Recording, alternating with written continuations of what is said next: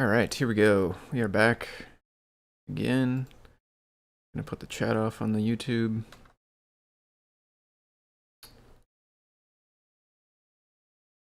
And I am basically picking up on the same stuff I was talking about this morning.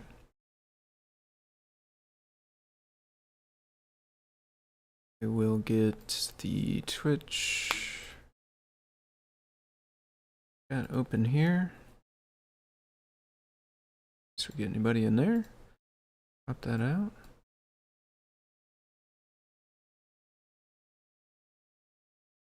Paused? Doesn't paused. Interesting. Okay.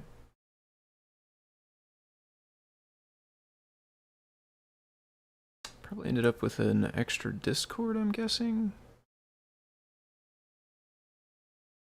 Yeah. Okay.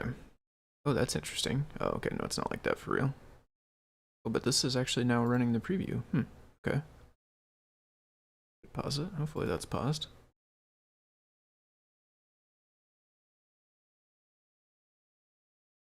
Made this so big. Alright, so weekly meeting's over. I am getting back after it. Oh, that's where my other window for chat went. There we go. Weekly meeting's over. I'm getting back after it. I think I'm gonna start with the Ethernet testing. I do want to get that tested, and then maybe we'll look into Matrix Portal stuff. I do think it will be interesting an interesting exercise to basically figure out how to combine two Matrix Portal projects. I think that is definitely a worthwhile example to put together. I'm hoping it can be done in such a way where I can try to provide some general advice for how to do that for any different projects, but it kind of depends. The different projects are drawn in different ways. It could be causing variation in the way you need to do it, basically. So for Ethernet, I'm going to try to get this all set up here. I'll have to run and get the wire real fast to get that plugged in. Let's start trying to get the camera loaded here as well.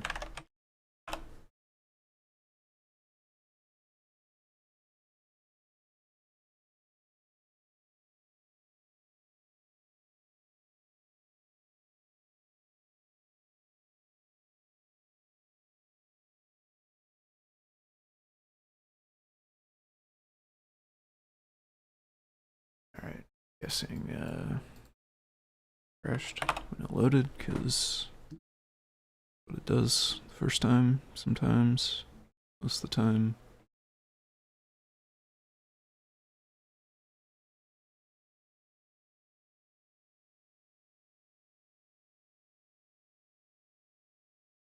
That. Live again. Same IP, yeah.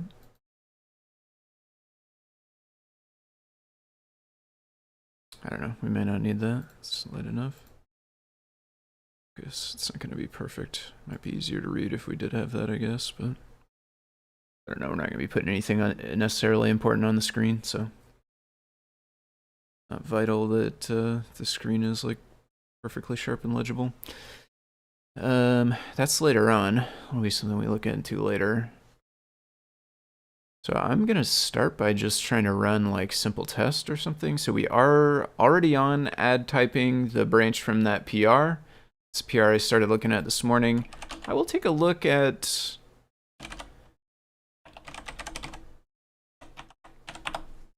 just, oh, hey, whoa, what? Excuse me. No, I don't, what?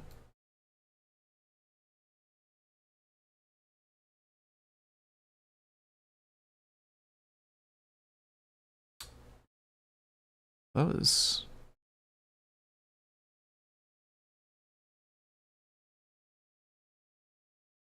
I feel like they should warn you they're about to ask you that stuff instead of putting all that on the screen. I mean, I suppose they hid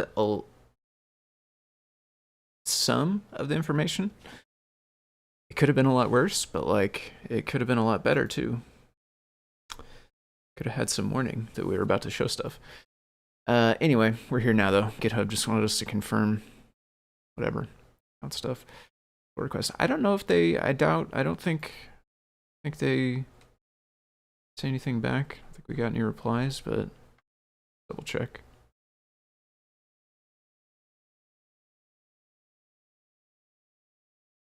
Okay. Yeah, no comments. So we'll test it out.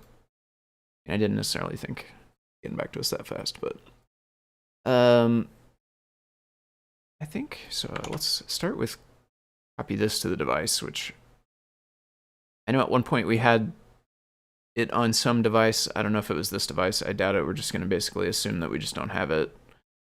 If it's here, we're even going to delete it and just recopy it. No, it doesn't look like it's here, so we're going to paste it in. That's our modified WizNet. This is the one from the PR. And then we'll go get like simple test or something. Let's start with simple test. Ooh.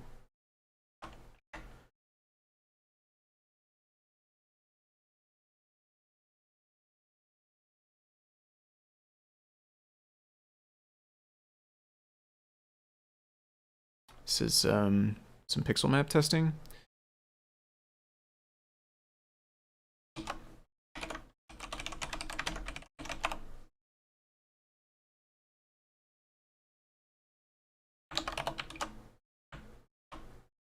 Similar copied.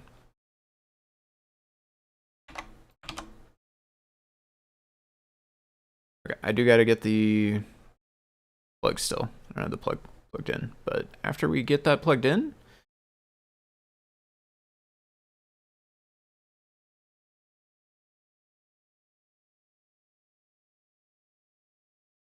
actually, I do see what our first next. I was about to say, like, after we get that plugged in, I think we're good to go.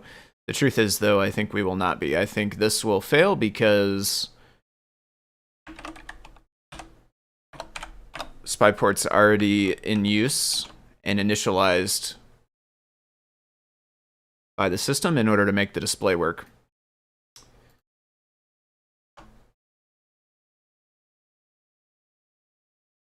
Yeah, this fails. In our case, it'd just be board.spy.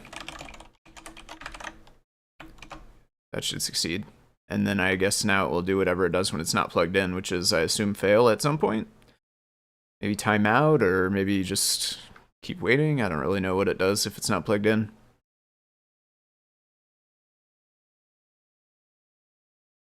So far, we just got web client test. It's at the beginning. It might just wait forever, I guess. I don't know. I assume we're in here, probably. We never got anything else, which makes sense. I mean, it's not connected, so it certainly feels like it's just going to wait forever, though. I wonder if it's going to, like, suddenly snap to when I plug it in. What do we think? Is it just going to start working, or we'll have to restart it? So over under on that. All right, I'm going to get the cord. We'll plug it in. Let's find out.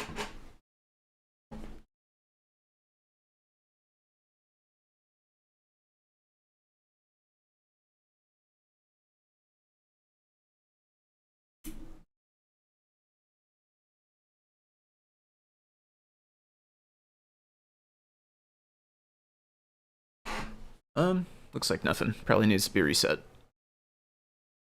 If at all. If it works at all, it probably needs to be reset. Let's see if we get anything different this time. Yeah, there we go. I wonder if there's any kind of, like, is there could it, like, recognize that it failed somehow? Recognize it didn't connect instead of try forever? Oh, failed to resolve. What is that? Oh. Failed to resolve hostname? I wonder if this thing is alive still.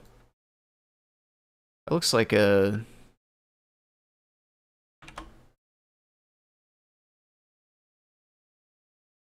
could probably change it off of this anyway. I mean, it came back. I don't know. Failed to resolve hostname? Do we consistently get that? Is it, and it succeeded with the Adafruit one. Oops. Buffer protocol required? What does that mean? Object with buffer protocol?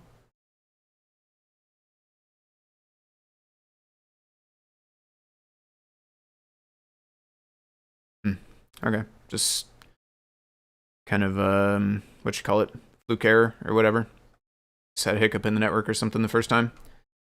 We got it this time though. It's just how network goes.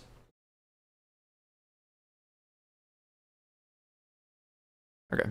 And this is the modified library. So this would be with the type annotations on the variables. Like this, the interface. This is with this. However, I will say this is Python. We do want to run MPY versions as well, which is tougher. How do we build that? It's like build bundles. I never remember. I wish I should make like a helper command or something that does this. I always look this up, and even still, I never know if I'm actually doing it right or.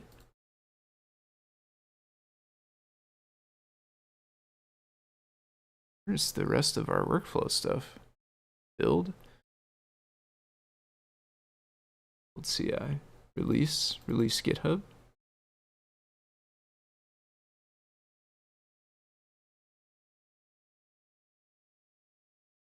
I guess it's all moved though now, right? It's inside of closed CircuitPython libs. I think it's in here now. That's why none of the code is here anymore. Yeah, this is one of the things I think Tetrick has been working on.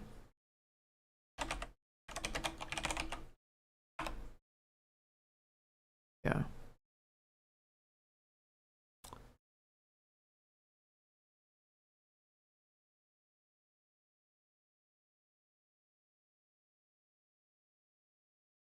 Means it's extra further away when I go to try to find it though. I'll have to actually learn this. Make myself a helper function. Somehow we want to see how to there it is right there.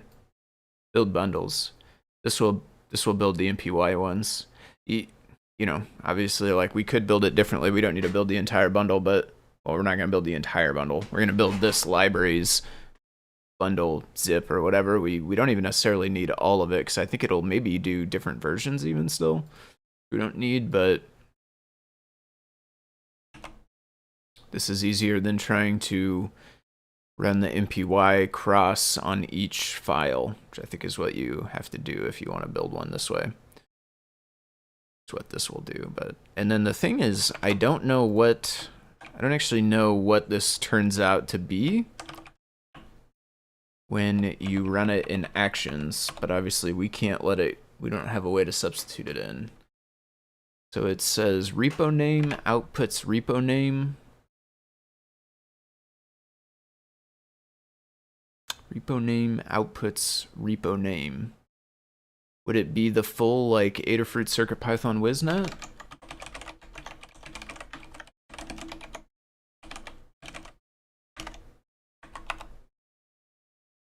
Oh, right, new computer. Yeah, okay, so we're gonna have to get some of that stuff. So CircuitPython build bundles, what is that? I think it's under build tools, maybe?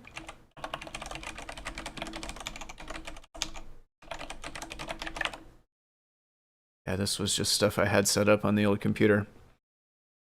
I have a feeling I'm going to be getting got by that for at least a few more months, probably. Both with CircuitPython and with my work stuff, truthfully, too. Build tools. I think, can we just install it from here, or?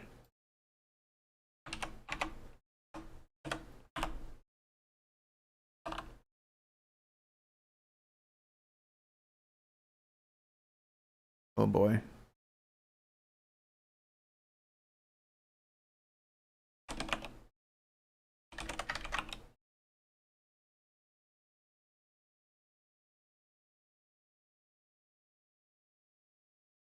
Why would this be?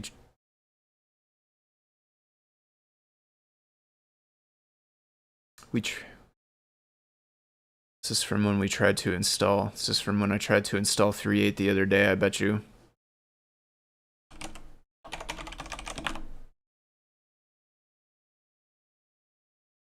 I can't run pip anything. Pip. I got the wrong pip somehow now. I knew that was going to happen too. I knew this was going to wreck my existing setup. It's alright, I did it anyway. How am I going to get back to a good pip? It's a shame too, because I didn't even get Python 3.8 loaded enough to test what I wanted to do with it. And this is the same thing. Is there a... Man, is there a pip 310? With a bit of luck, there will just be a pip 310? And we could use that?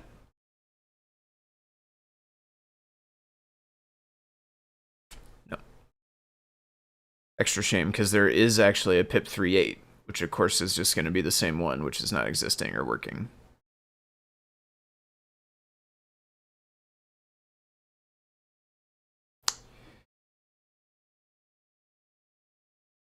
I don't even know. How would I get my pip back?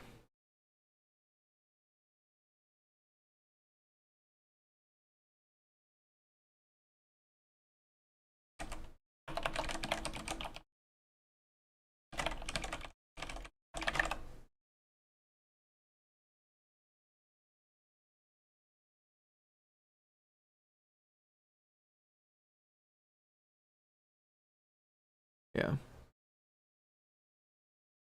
Yeah. Oh, Python 3-m? Oh, okay. I mean, I suppose I could do this.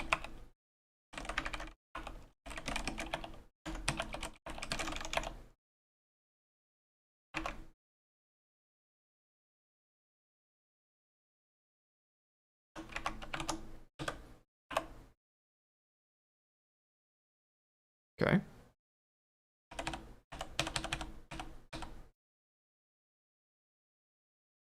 I do think pip used to work, but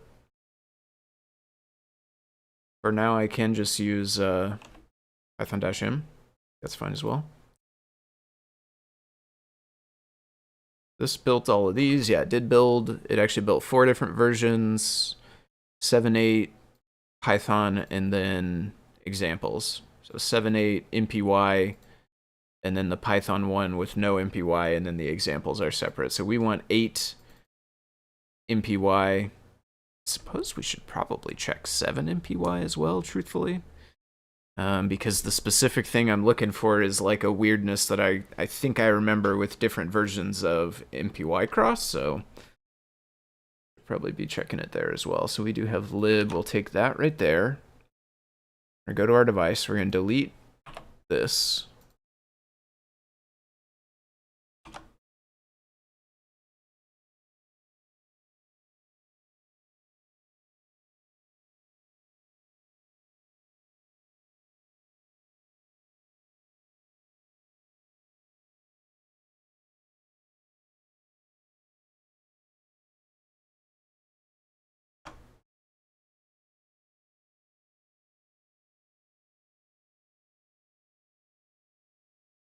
Did we see that before ever? No, feels like I fail every time now. 14240 WISNet DHCP request DHCP lease. Object with buffer protocol is required. 478. Okay.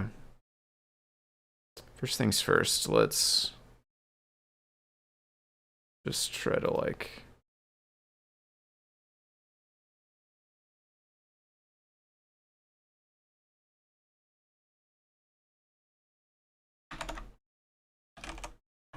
go PR MPY.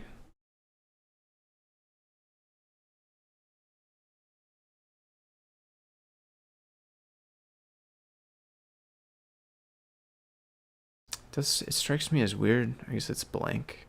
Interesting.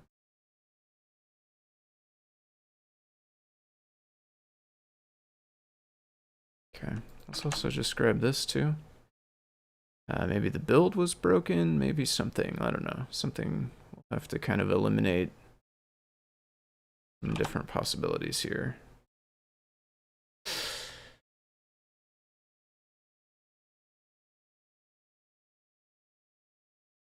That's a bummer. I really wish I could type into this.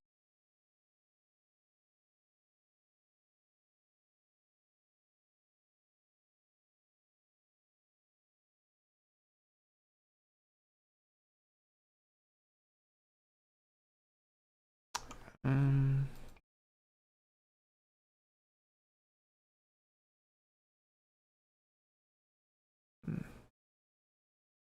That I believe this all the way. Why would I not have the trashes file? Or folder, rather. I always have the trashes file. No folder.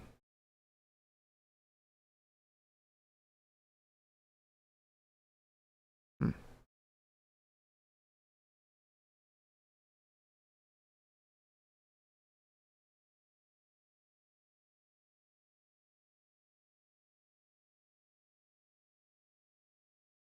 Is that really the full space?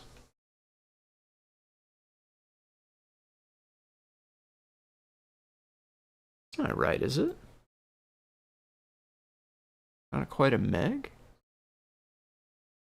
I got a weird build or something going on? Is this, okay, hold on. Is this the, well, maybe, okay, it's feather. Feather TFT S2.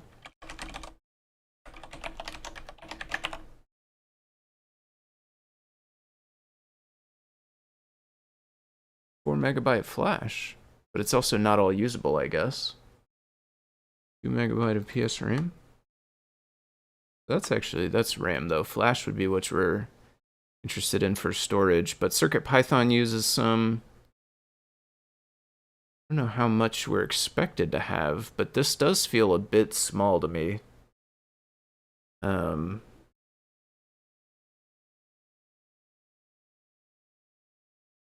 gonna plug this in with Discord. This is on the hub, but also this serves to just unplug and replug it and see what it says when it comes back. If it's the same as that .trashes.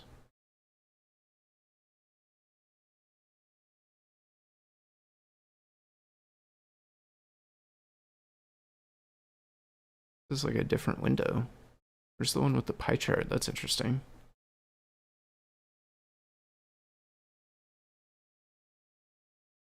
Is that this one? No. I don't know where the one with the pie chart is. This does feel very small, though. I don't know. This is probably by far the biggest thing, which I guess I could delete. I'm not using it right now.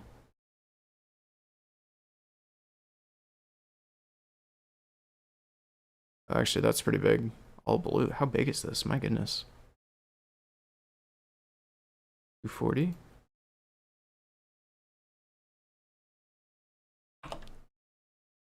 There's our trash file now. Delete this too.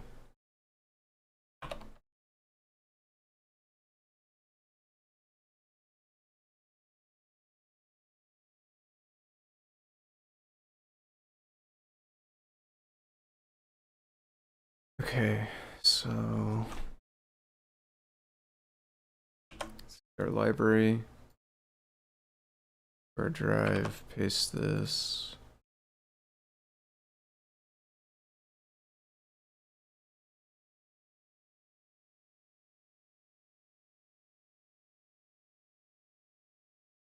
Okay. That's probably a good sign, ironically enough. Just failing the same way over and over.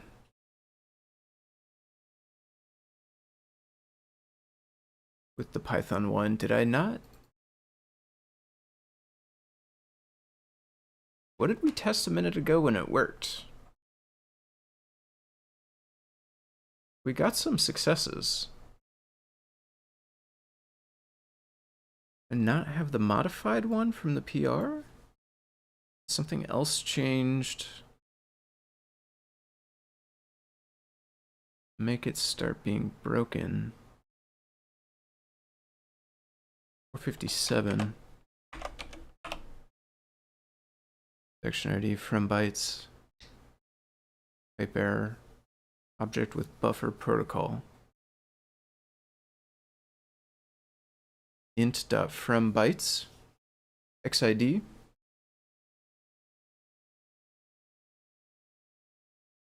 Debug. Let's put debug on. Maybe we got a DHCP problem.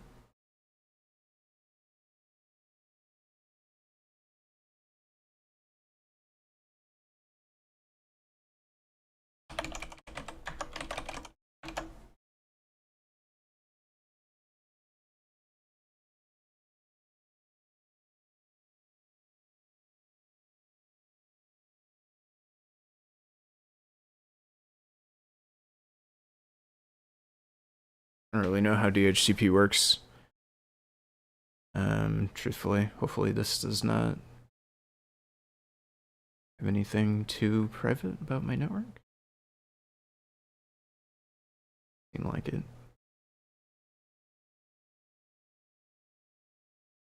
I am, yeah, parsing, so I am just... We connected to the router, but...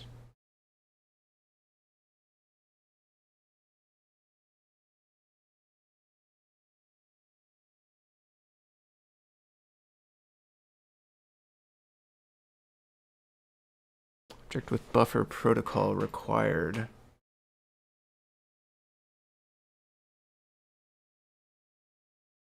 Parsing ACK. Successful lease.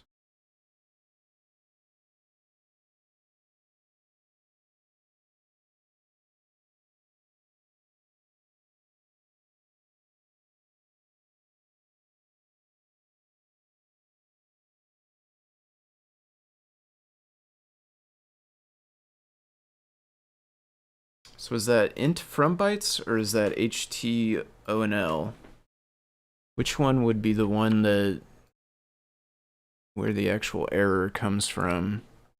This takes an int, returns an int, does a bunch of bitwise math. Oh, back. Shift Alt left. Okay, yeah, that's still really hard. Let's try this shift. So it's from bytes? And the integer represented by the given array of bytes. So if it was not a given array of bytes, then we would get that error, maybe. My hypothesis. So let's just try going type xid print.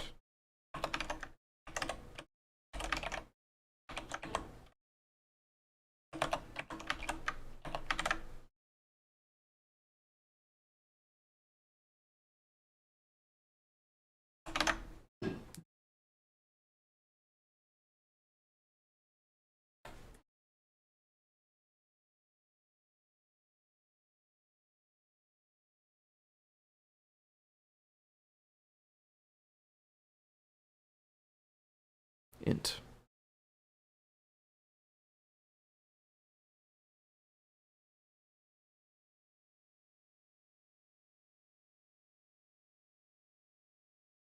I mean, it probably should be bytes, right?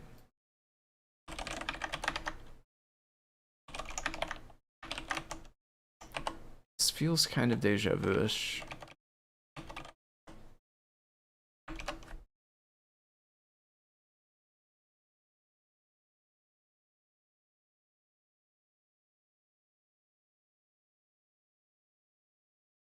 Zero.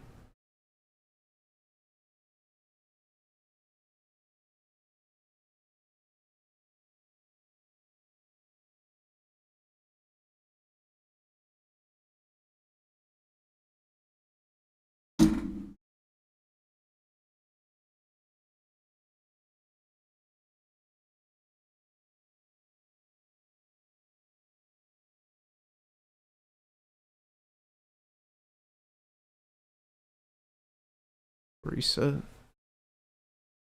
Same thing.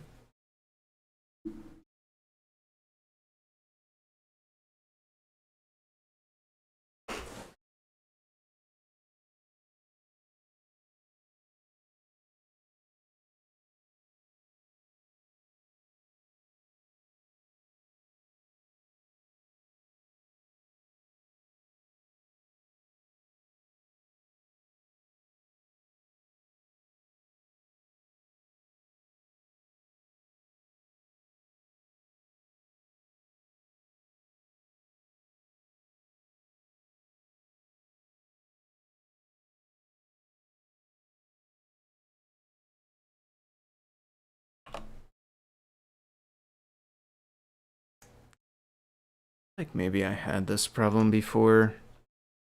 I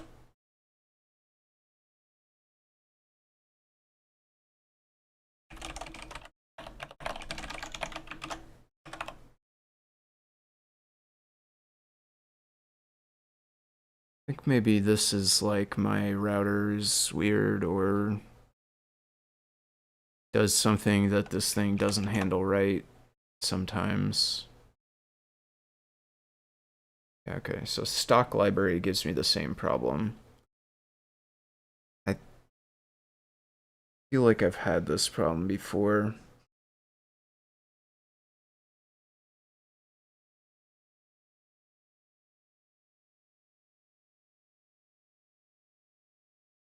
I don't know if I ever solved it.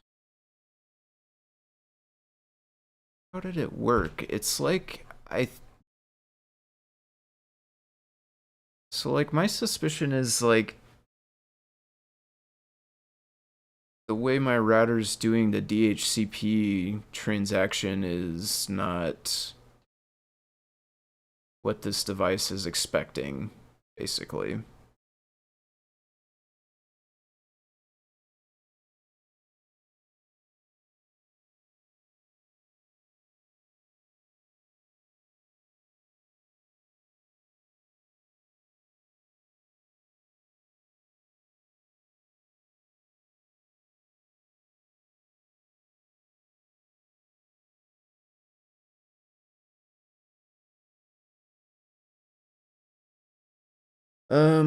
Okay. I'm gonna try plugging it into something else.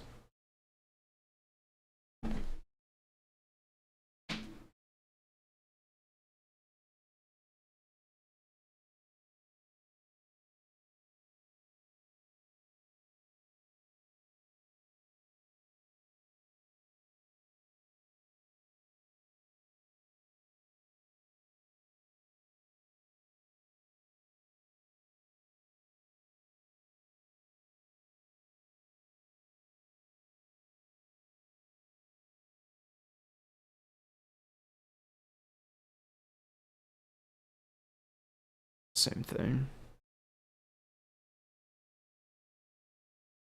Same everything.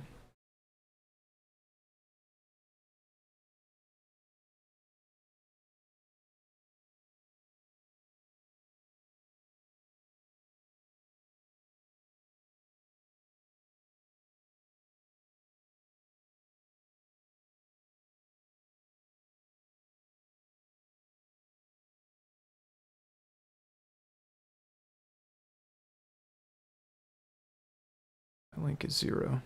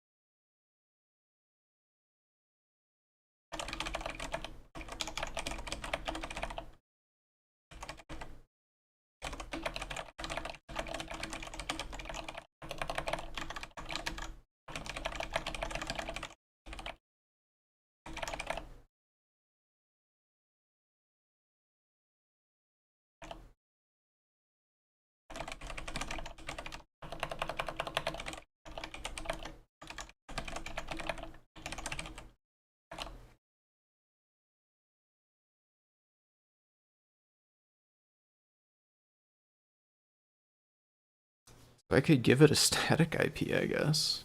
It might solve it.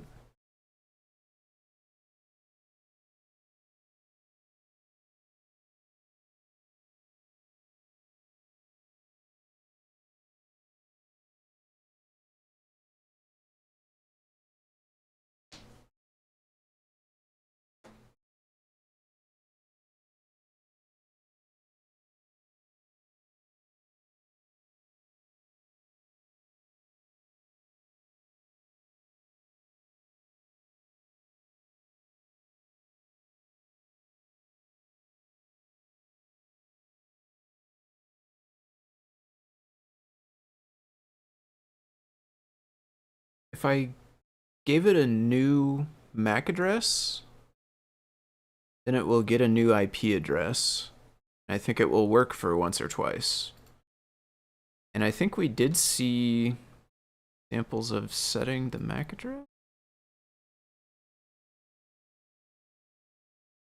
But we're failing where we are we failing?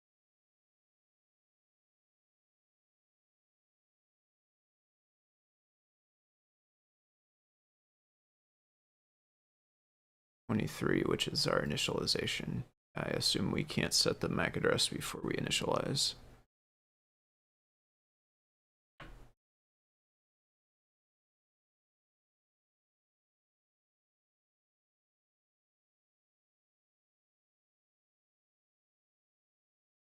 What?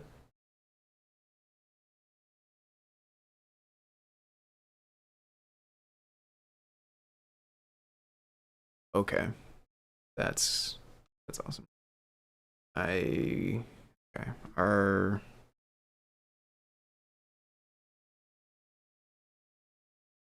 storage is corrupted or something. That's usually what that means when that's these are MPYs. Okay, these are MPYs, I guess. Maybe this makes a little bit more sense. I don't know why they would disappear instead of trying to open.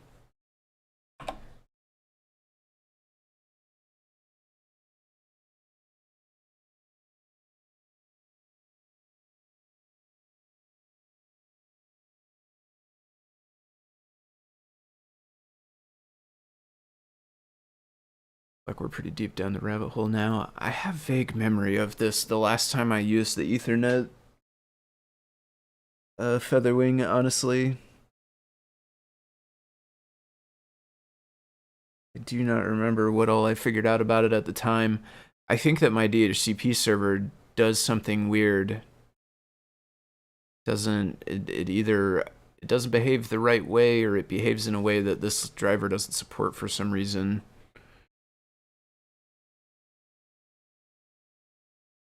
I don't know that I did ever learn or figure out anything further than that, though, is the problem.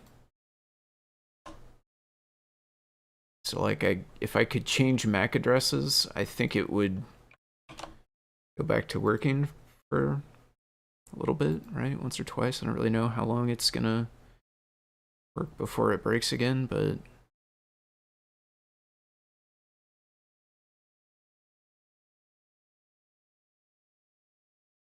the other thing I could do is, like, if I got a different feather, would that end up with a different IP or something?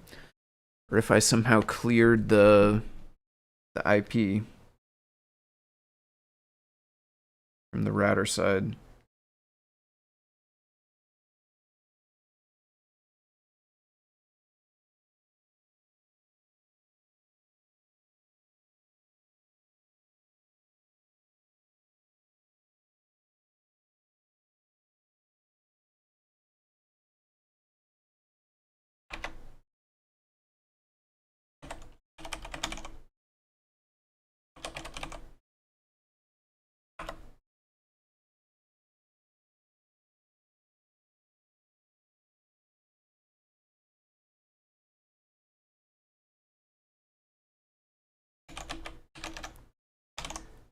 Trying to see what I can see on the router side.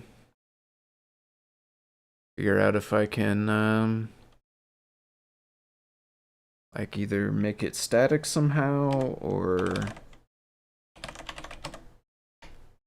at least clear the lease for the IP address.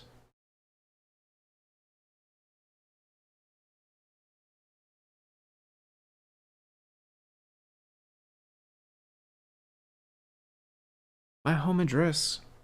You sent a person here to install a fiber box on it.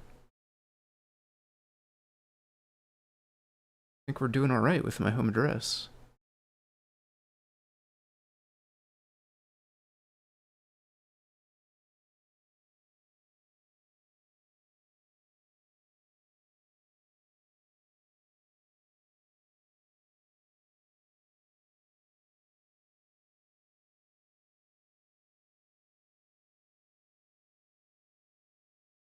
Wired device.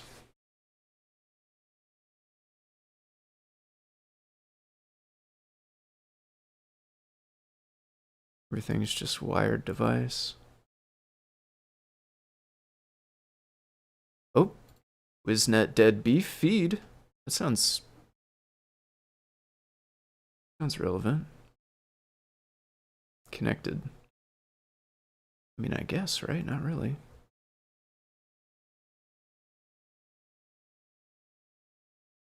On the network side, I can see. I don't want to pull this over here because it's got like all of my home network stuff in it. Looks like there's problems parsing the DHCP response. Yeah, I think that my router sends something weird, does something that it's not expecting for some reason. It's a Google Fiber, and I actually moved it into a different plug, but it's so now it's in a different switch, but that switch is actually just going right back to the Google box. I think the actual DHCP is all stuck going through the Google router. I think that it does something, it returns something weird that this isn't expecting for some reason. I see it listed in my router list of connected things. I don't see like, I want to like force kick it or something. I need to like expire its lease, but I don't appear to have a way to do that.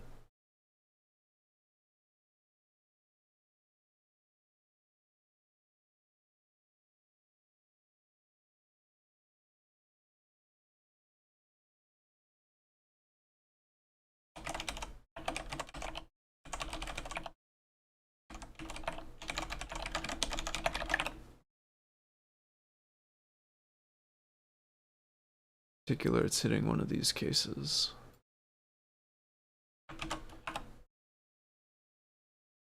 Okay, so F. I don't think we see F. And prints. We could add some more prints into here to try to figure out, though. Magic cookie, that sounds fun.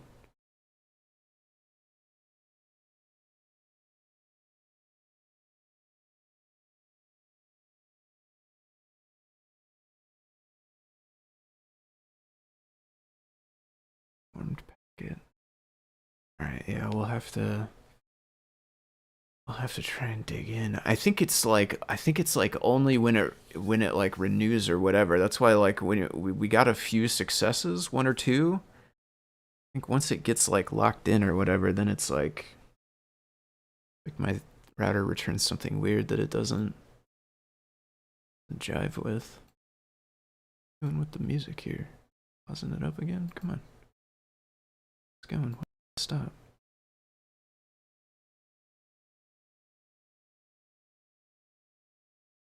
I'm not gonna autoplay anymore. Oh.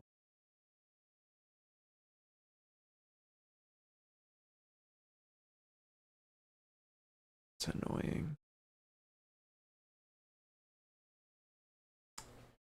Google account changed because I logged into the fiber.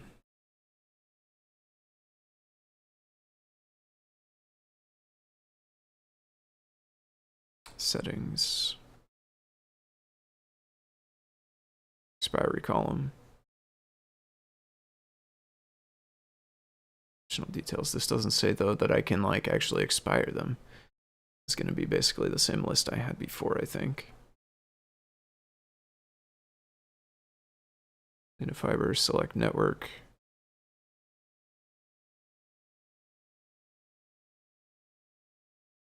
In the settings pane.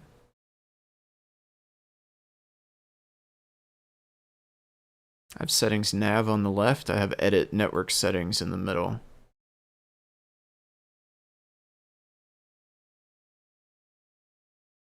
Advanced.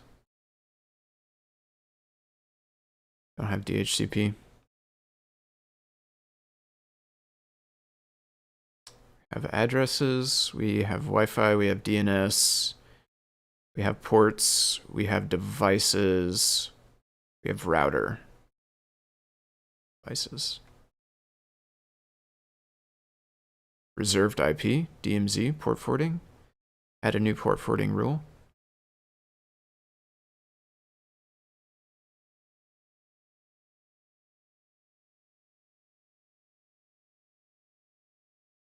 Reserved IP. Expires 12/6/2022, 2:46 p.m. Can I force it to expire now?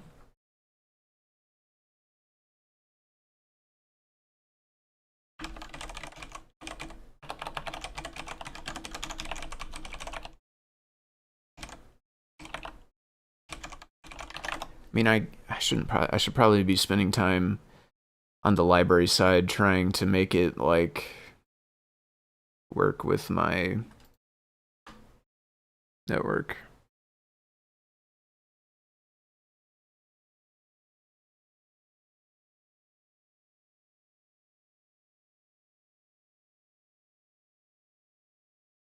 Static.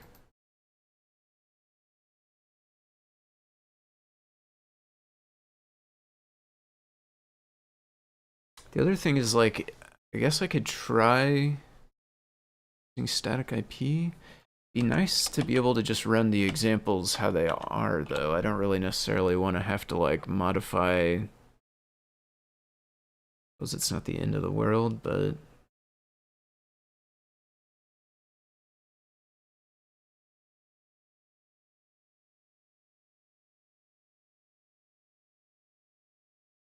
I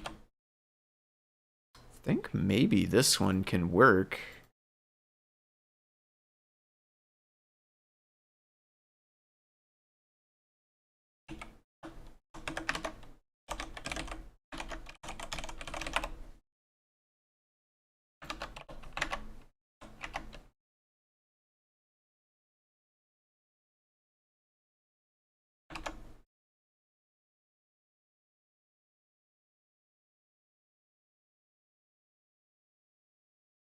Should probably submit a PR to make these board.spy.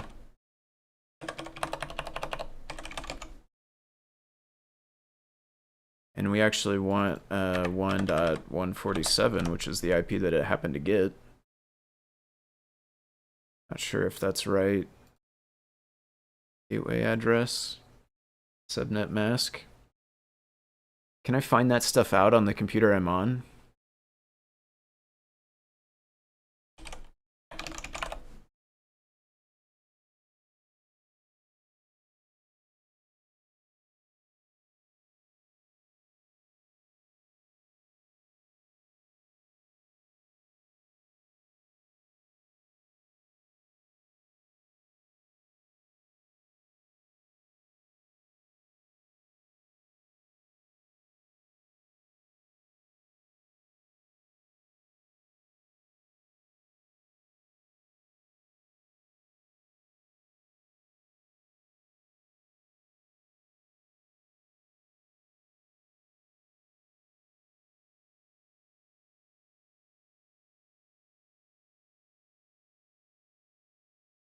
Router LAN IPv4.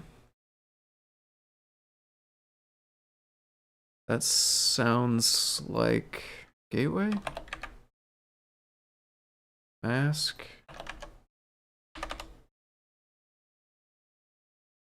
and DNS server.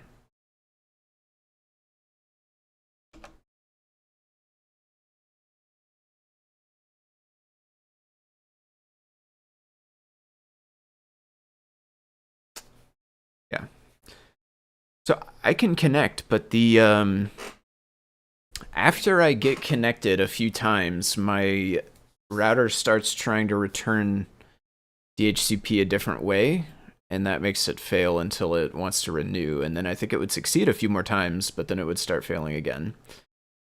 But I think if I just manually gave it the same IP that it's already on, I think it will work over and over. No DHCP. Oh yeah, that's just the test output though. I should probably try to dig into a bit the DHCP though, because it would be nice to have it be able to work on my home network. Fortunately, that's just how my home network router is, I think. So if I could PR the library to work with it, that'd be nice. We have failed a few in a row here, actually.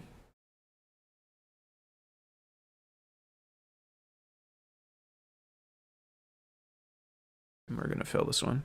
So maybe we just time out. Does it have a default timeout in there?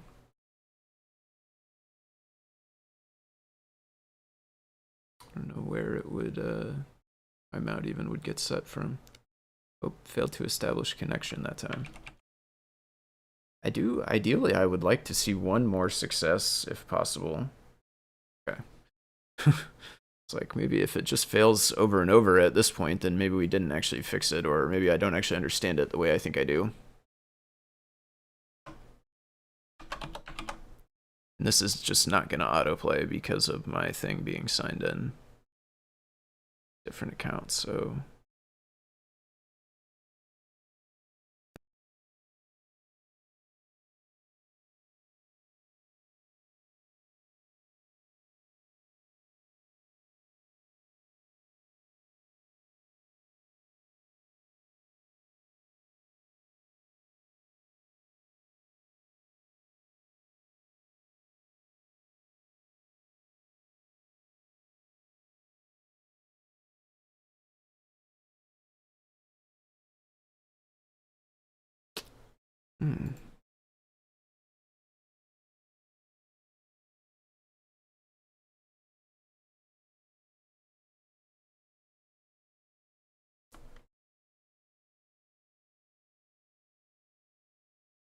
get signed out.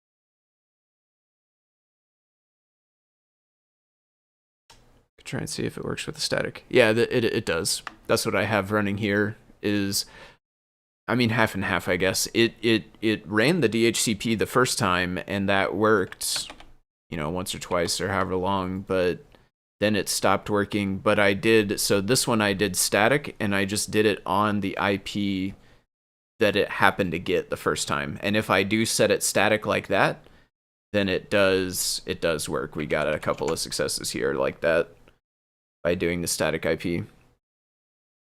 So I do think that will let it work if I set it to the IP that it got. Now, of course, at some point its lease will expire and then it would stop working and we'd need a DHCP again, or I would need to actually reserve it an IP for real for a long term.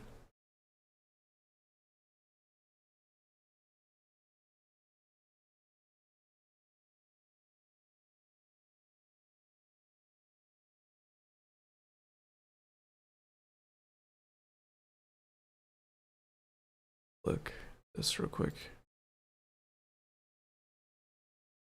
Need to get one of these iSpy breakouts. Should have I missed my chance for a couple of the screens, unfortunately. Yes. The spy.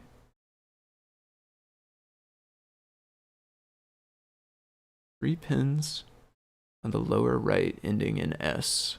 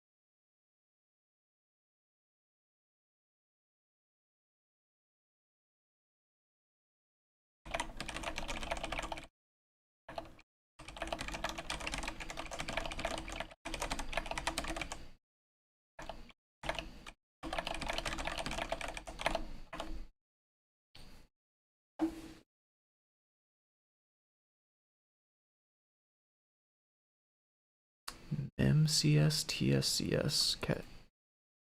And he asked me about these pins. So I got a bit of experience with displays. SCS. What would that be? T. Gotta be for screen, right? One of them's gotta be the screen chip select. Huh. Found one wired up to the iSpy that the touchscreen was working. Huh. Yeah. And that, oh, but that does not actually using that. Not actually using that pin. Or it's, maybe we can't tell under the ribbon there. That's the only one that's wired up that exact way.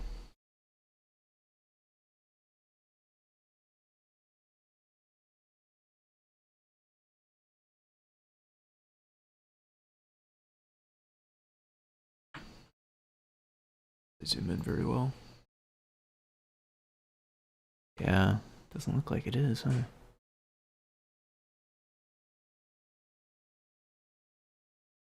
ECS?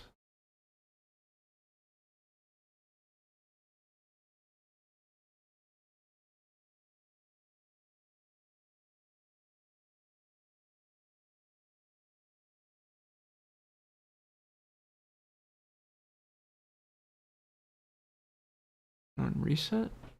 No. That's on TCS.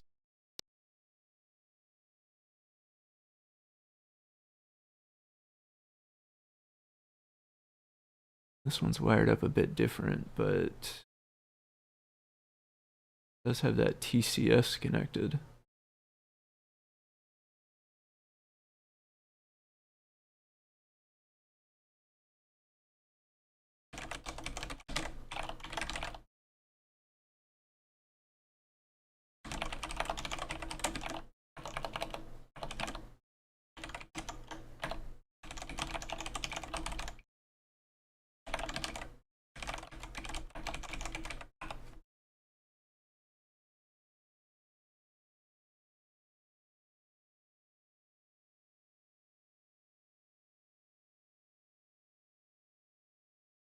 I don't know if the wiring.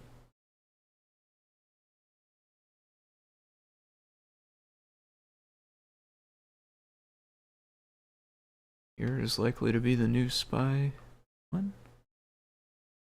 Generally, probably not. I think what they're working on right now is the guides for actually using it.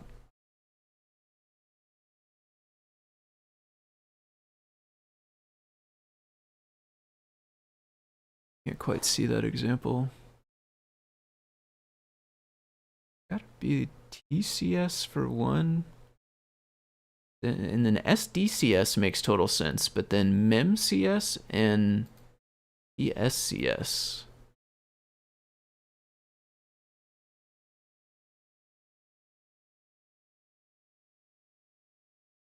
Oh. I2C pins are required for the touchscreen.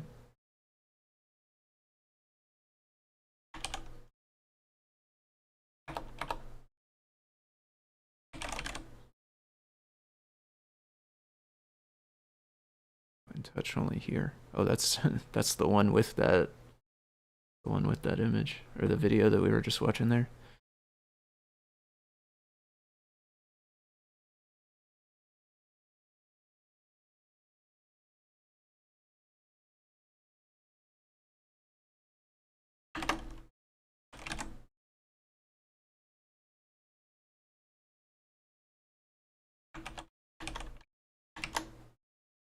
I see 2C pins.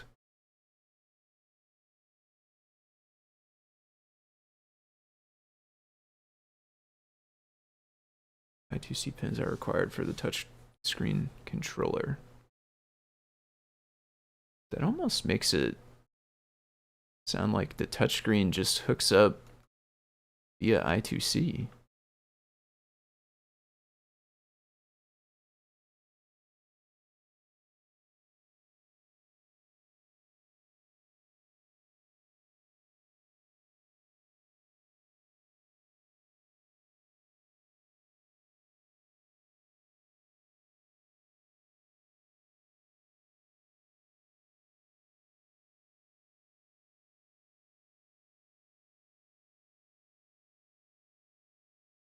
It just has chip select. Then down here it's got CCS, which would be like card CS, I think, for the SD card.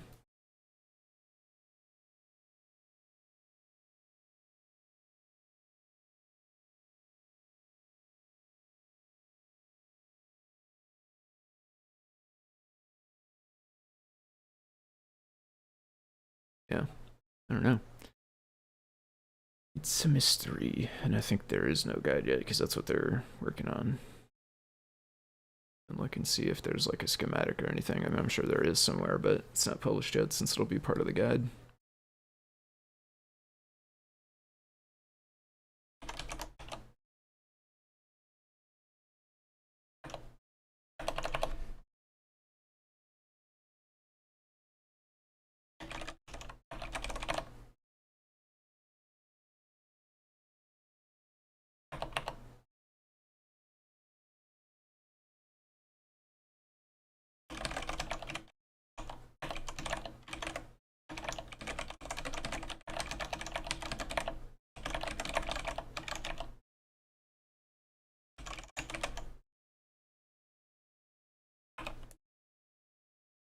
Is it like a rundown of what all it does? You feature 18-pin iSpy standard FT CPU with flip top.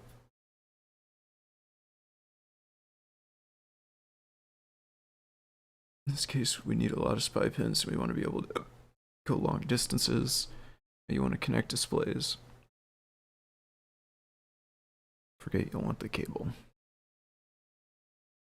Does not actually say too much about break out the pins. Bottom doesn't really have any more hints.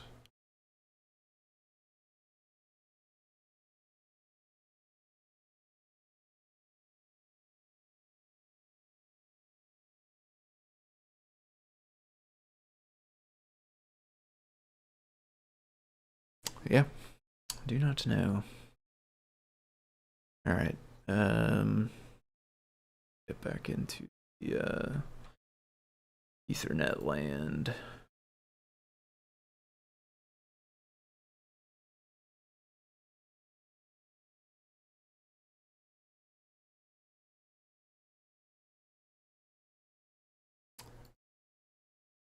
So I do want to try. I mean, I know it's a bit off the path. It's definitely, you know, down the rabbit hole, so to speak. It's how do you set a display IO group to hidden unhide?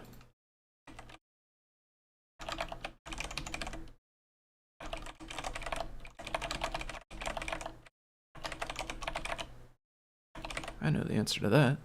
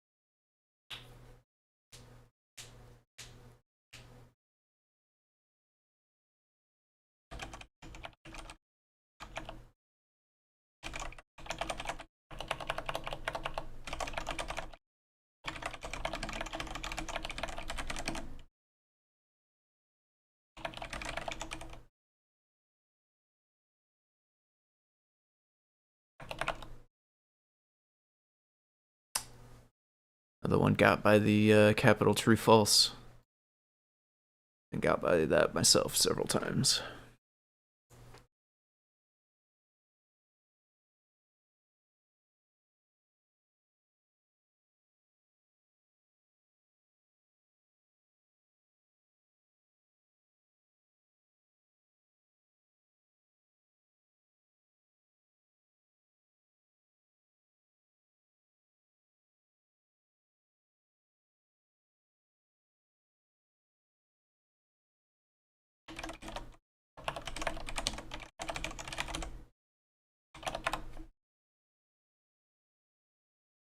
Okay. It would be nice to be able to have the DHCP working on my home network. I do think for the short term, I could just test by doing it this, like letting it DHCP succeed and then start failing and then just give it the IP that it took, but it'd be nice if it could succeed. And if I can figure it out and it's something easy, fingers crossed, if it's something easy, maybe we can just PR the library and help somebody else who has a similar router. Bound method has no attribute hidden. Bound method sounds like your thing is a function, not a group. Bound method.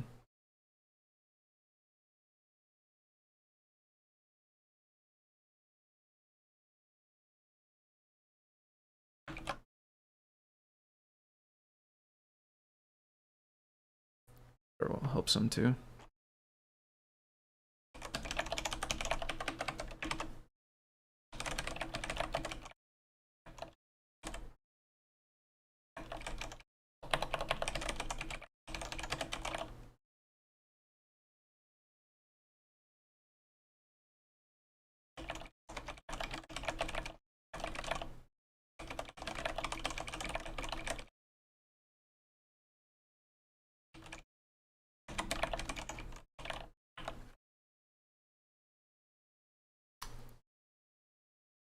So it's going to be tricky because I don't actually know anything about DHCP. So we're getting back a bunch of data. This looks like our MAC address going presumably, well, we must have sent it to the server first, and now we're getting back data.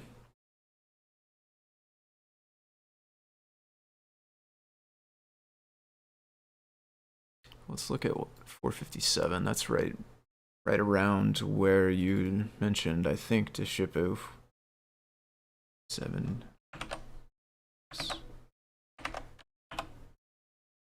Oh, is this the right place? This is not the right place, is it? And this feels wrong. Something's wrong here. DHCP 457. Right.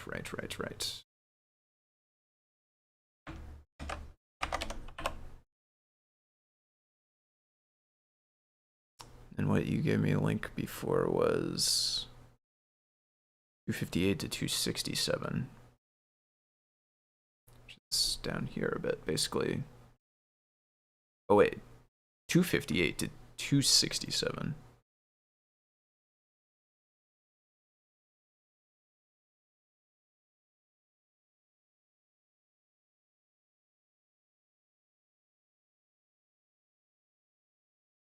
This is actually still here. First DHCP response. So I am where though? I was in 4 request DHCP lease, set DHCP. Okay, let's try to step through it in the order it's going. Just stop bouncing windows.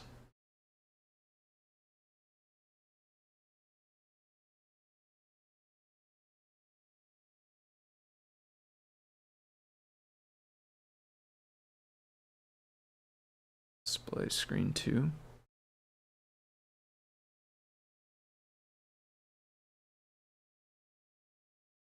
Man. I wish I had a good advice for this person. I don't really. That's one of the other things I wanted to work on though, is like simplifying multi-matrix portal.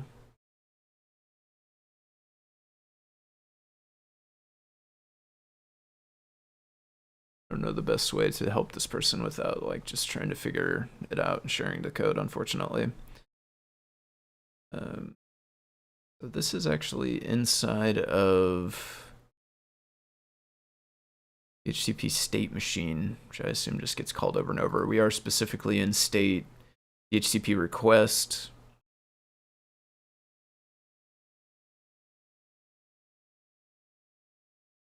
That's by the time it fails, that's where we're at. Starting out though, it's actually back up to here, 214.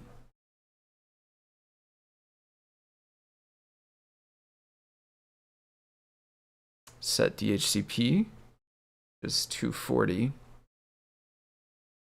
which goes DHCP client.request DHCP lease, which is 521.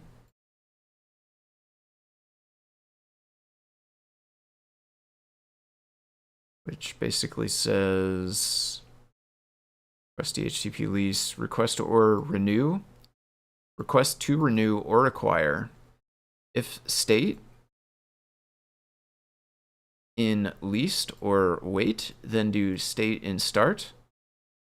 While state not in leased or wait, state machine. This would be looping. Eventually one of these would change, presumably. Then we would return state leased. And then 457, that was actually state machine.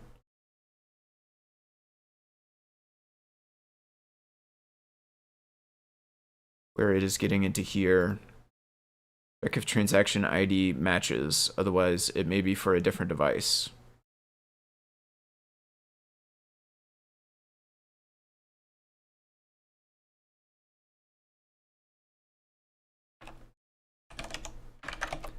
One thing is I don't know if it's failing from the left half of this or if it's failing from the right half of this.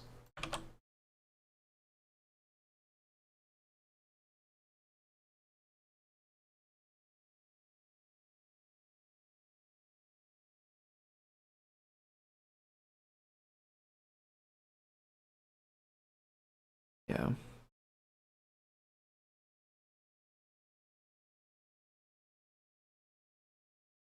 We got a number.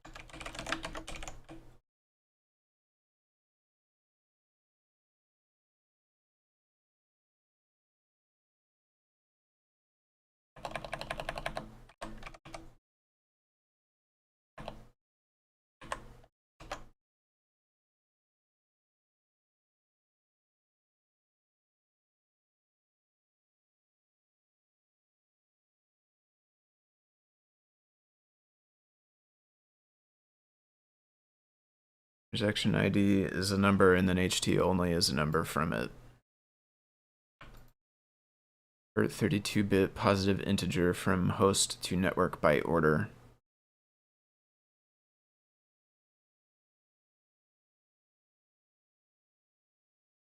So both of those succeed, which means that we fail on the right half, it must be. If we were to add one more, print... Let's make two more, actually.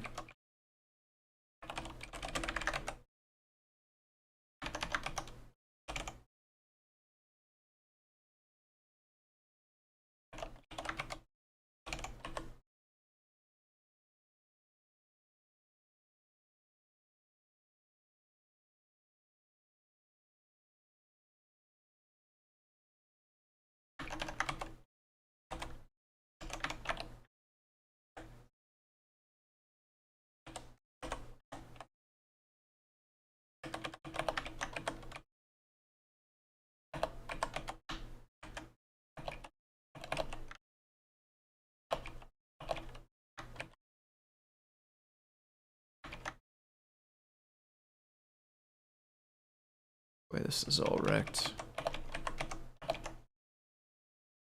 There we go. So this one should now fail, I think. 460 fails.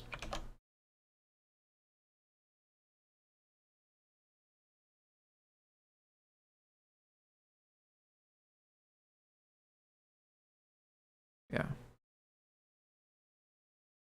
460 fails. And I mean, is XID, is that supposed to be transaction ID?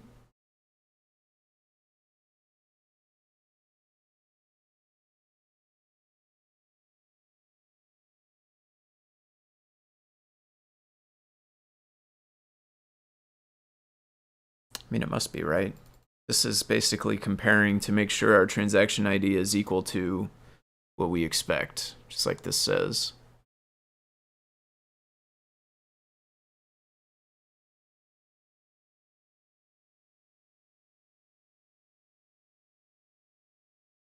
Which then gets us back into here, basically, which is where this data originates, and this is the part you linked me to. I think we're... formed packet.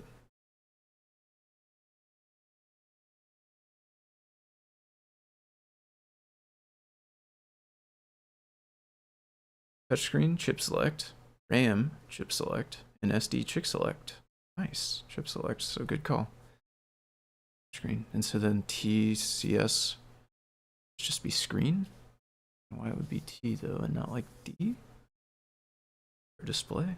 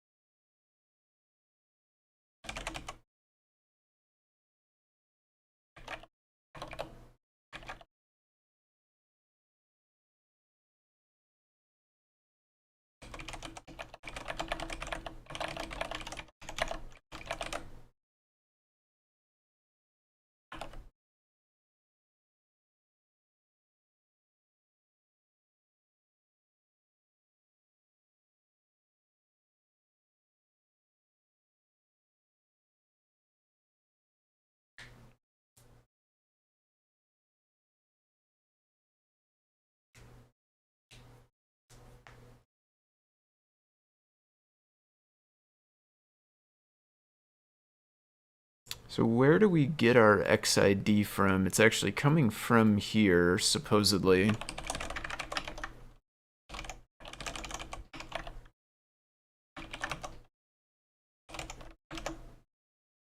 Actually 0 in here. I mean, I suspect it's probably not supposed to be 0.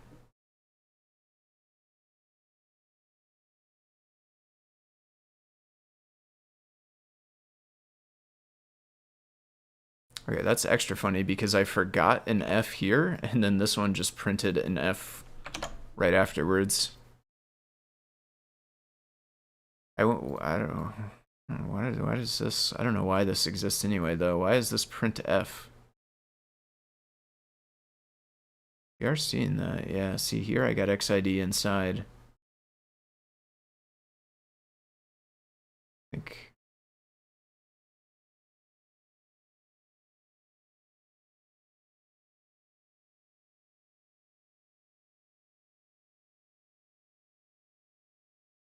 something's getting messed up by the time it gets into that other function.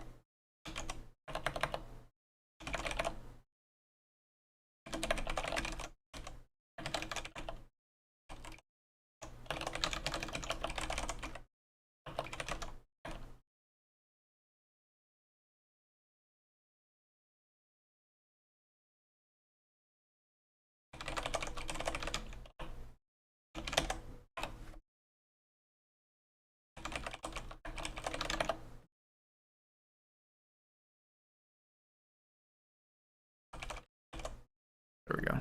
That's the one.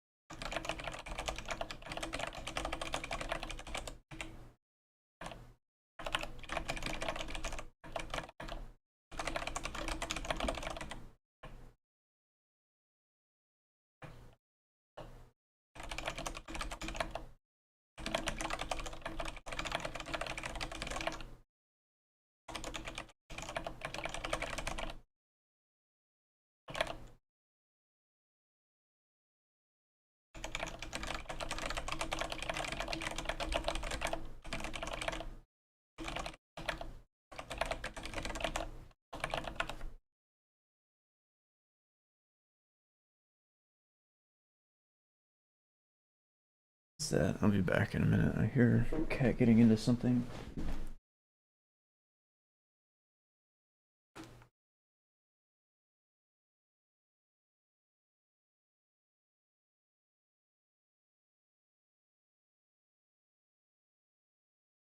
Hey, stop messing with that.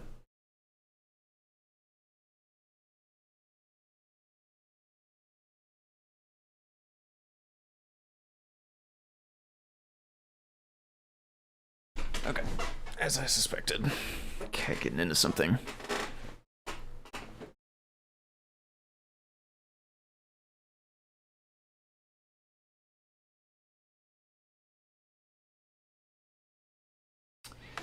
Okay, I do want to play with that a bit actually, but I also want to persevere on this IP stuff. Let's dig a little bit further. I think I'm fairly okay with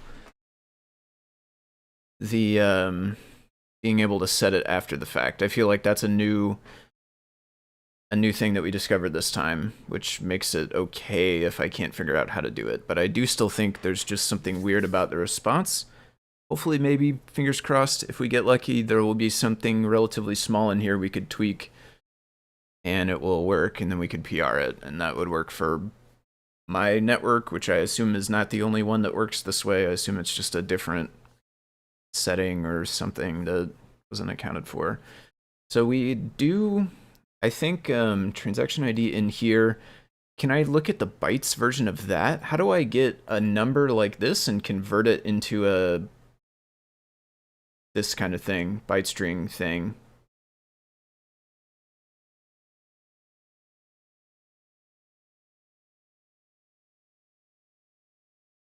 Yeah, I think so.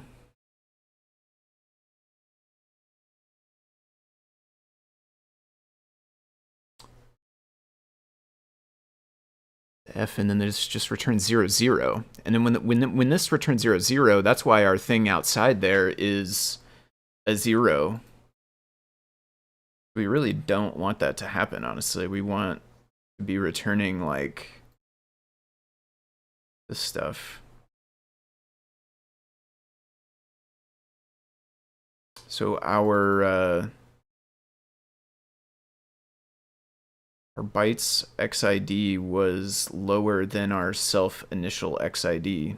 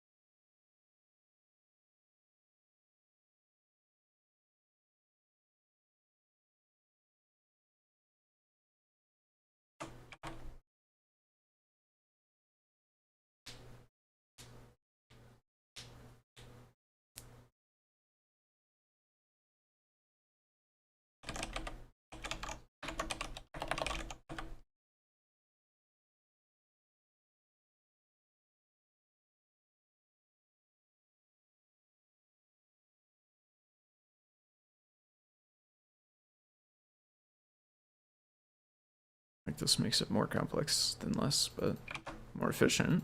If you're running out of RAM, that'd be the good thing to do. Sure, I think.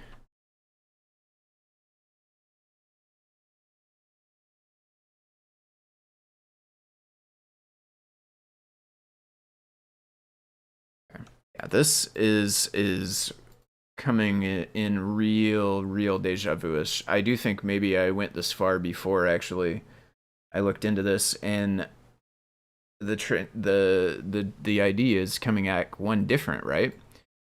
EA and then EB. If I just let it run again, I think we get that same one difference each time. This is now that I have seen this here. This one's not though, right? XID inside this is 9B though, initial. Interesting. This one doesn't seem to have done that. It does have this V thing, initial XID. 0x85.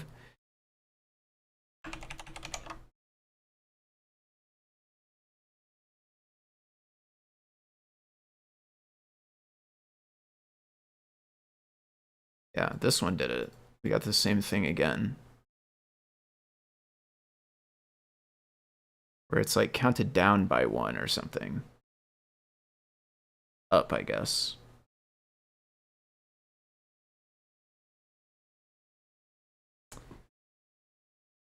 I don't know that I can do anything about it. I don't know that I mean, I don't know anything really about DHCP other than like what it does from the user's perspective, I guess, right? Like I have no idea any of the nitty gritty. I will say this.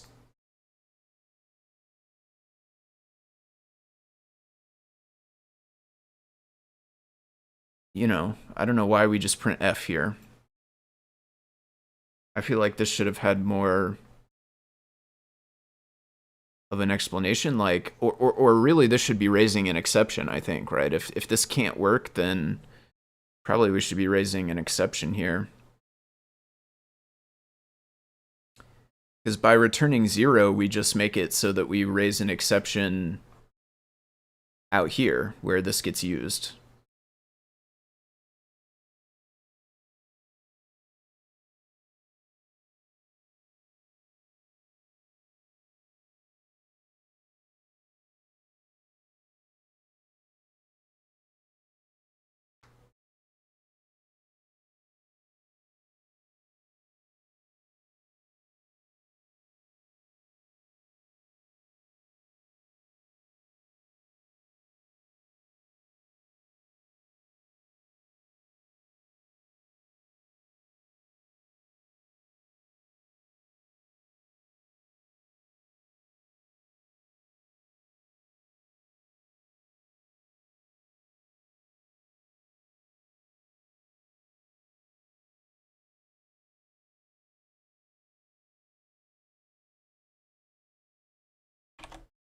What happens if we just go on?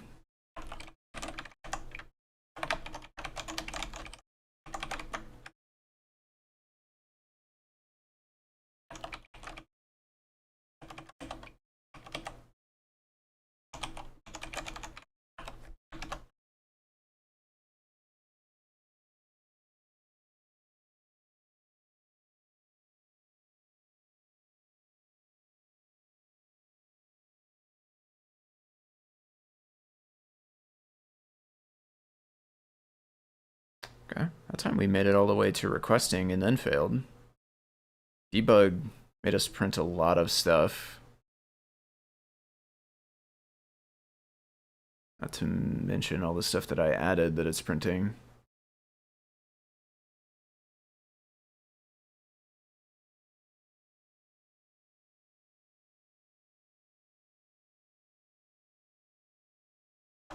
It didn't crash this time, but I don't know if it would succeed. Might like... Oh. Actually, I think we might have succeeded that time. On the first one. Yeah.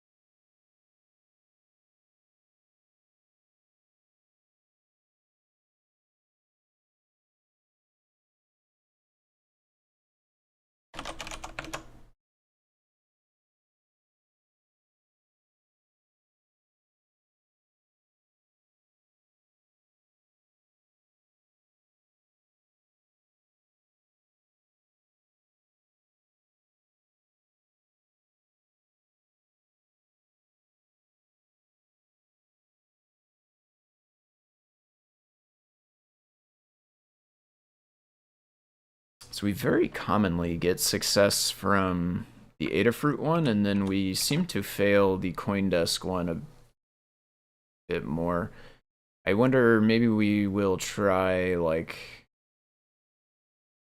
Oh, this time we got it on the first one, it failed. It always fails the same way, too. I wonder if, like, a longer sleep or something would help.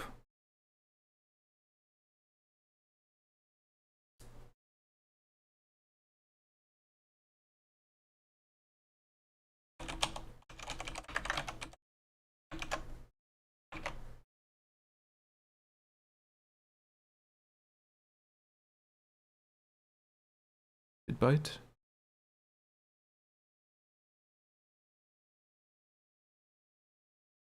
Yeah.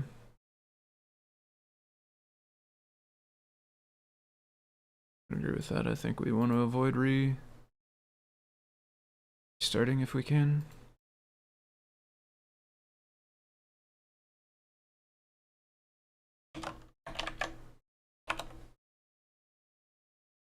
Matters. A bit. Okay, interesting.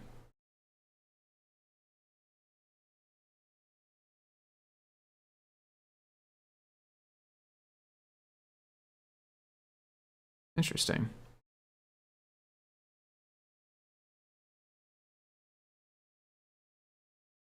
Cool. I had not seen a like productized one of these so much yet. It's cool.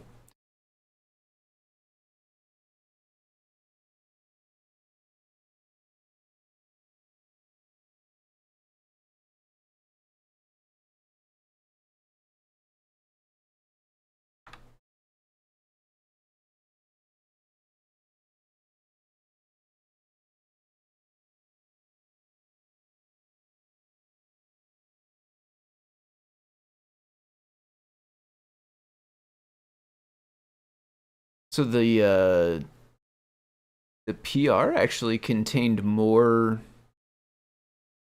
The PR contained a new comment about this section.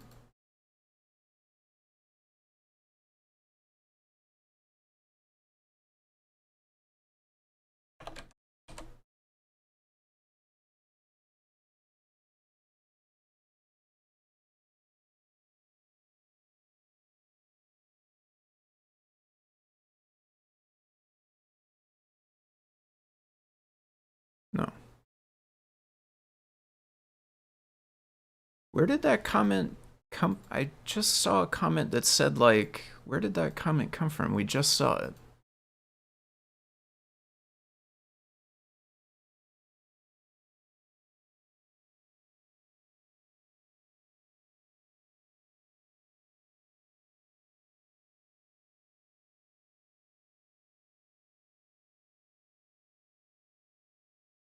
It was like to make sure that it's not a different one or something, right? Is it?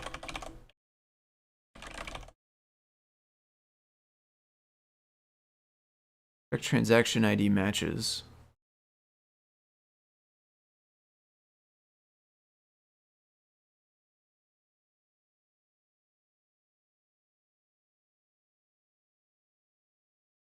Hmm.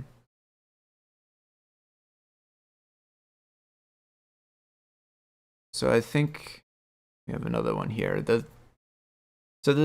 I think the crux of this, one of the issues is that this code seems to be checking if the transaction ID matches. Otherwise, it may be for another device. But if you go inside of parse DHCP response, this has already done some checking about the transfer IDs, I think, to see if they match. I don't know why this is a less than and not a not equals. I don't know why it just returns 0, 0. I don't know why it just prints F. But basically, that's actually doing some of the same thing.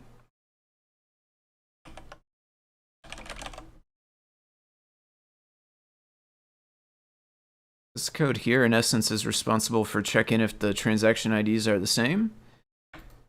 And this code in here is not the exact same thing, but is similar. This is also, I think, checking transaction ID against transaction ID. In this case, it's comparing it for less than, but feels like what it's doing.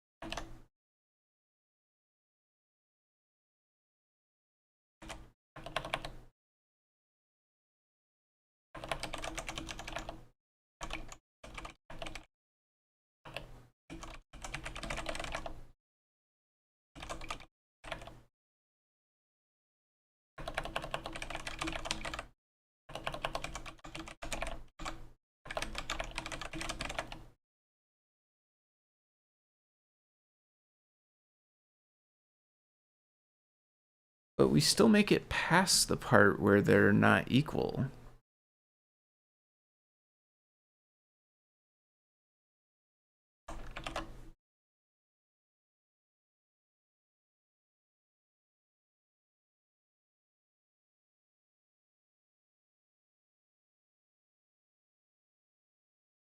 CP successful lease? Did we get successful lease?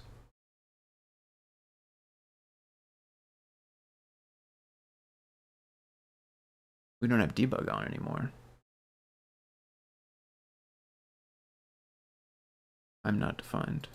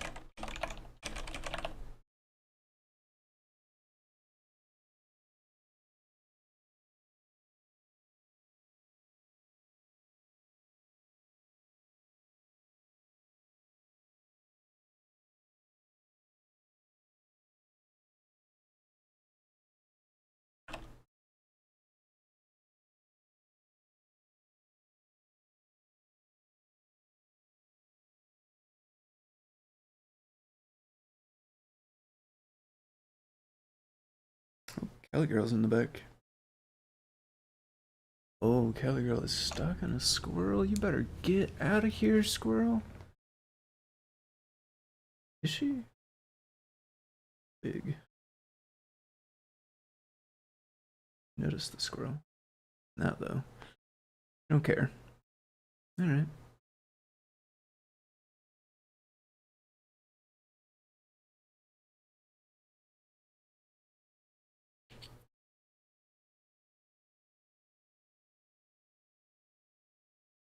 Okay. Let's try to not just lose this again, because I do think I've actually I think he did just get chased off actually. I think that I have actually gotten this far.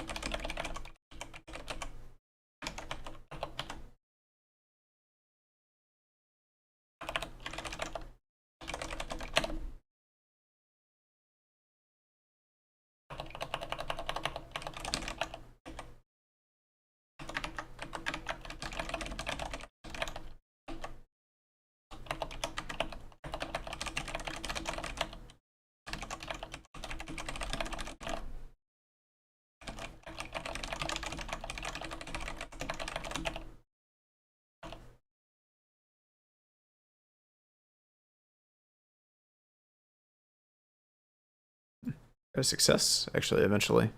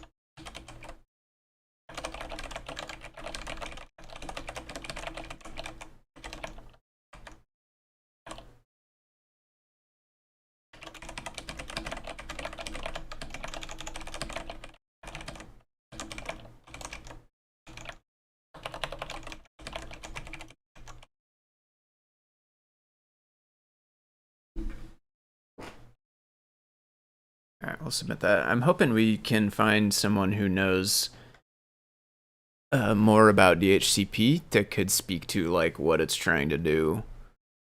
Maybe Anecdata. I know Anecdata has a lot of experience with network stuff. I don't know about DHCP specifically, but maybe hopefully we could get Anecdata to chime in. You know, they got a lot of A lot of networking knowledge. I'm gonna do one more thing, which is DHCP transaction ID. Let's just look at that a little bit. See if we can find some high-level stuff in here. I'm also gonna run to the restroom real quick. I gotta do that, and then I'll be back, read this, and then I'll probably move on pretty quick after this too. So I'll be back just a minute.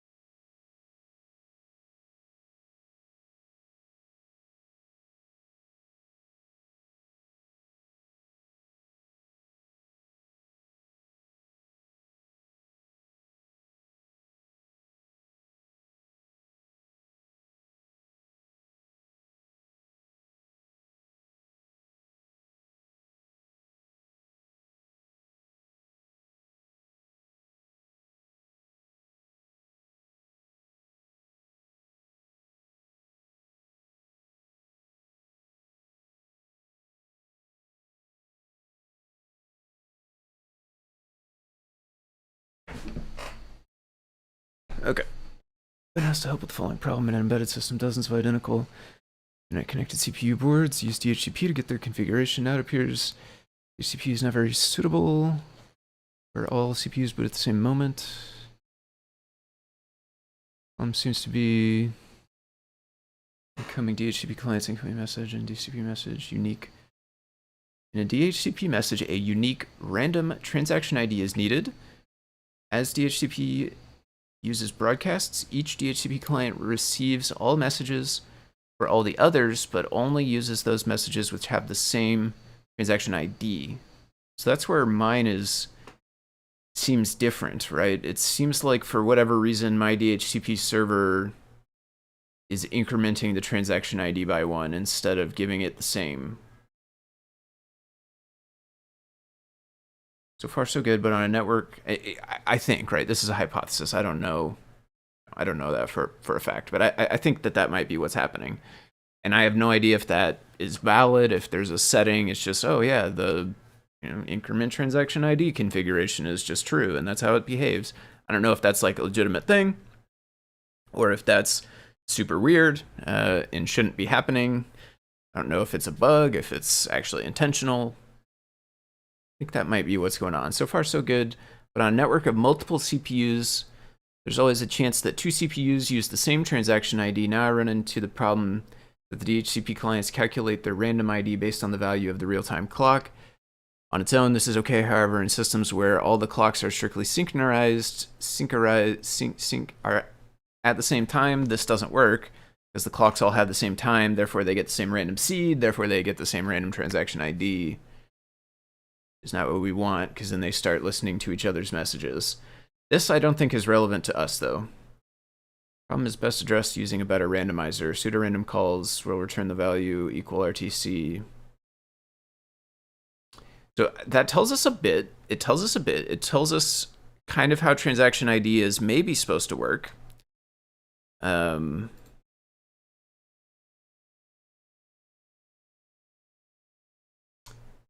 How could we search, like, if it would ever want to change intentionally? Maybe it's not intentionally changing. Maybe something is getting malformed, but I mean, something's getting malformed. You would think we probably wouldn't get a success here, right?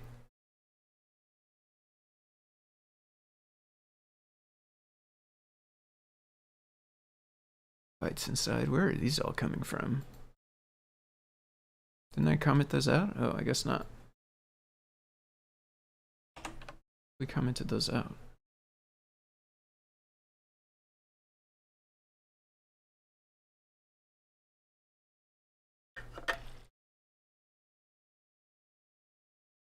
Okay. Way fewer prints this time because we have no debug. In fact, we made it all the way through this time. Success.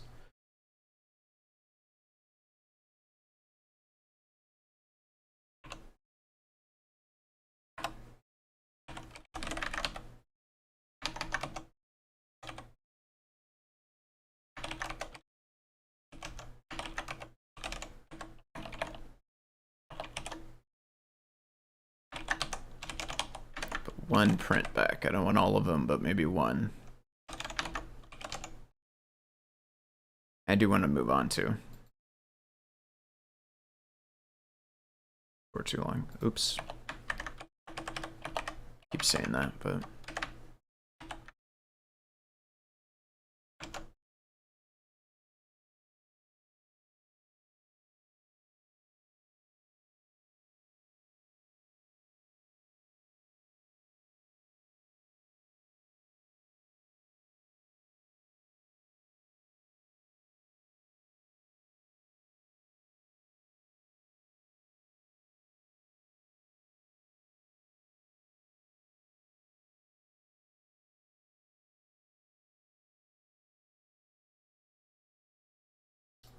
So in this one, we had a U instead of a V here.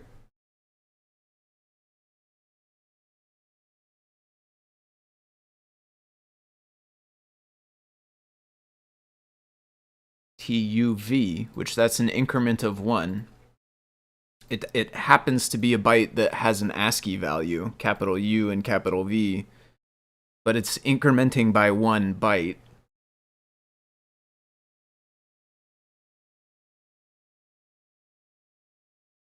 Interestingly, the others are the same. I don't know if it... I mean, it would only need to, like, DHCP once, I guess. I don't know why it's printing 3 times, but...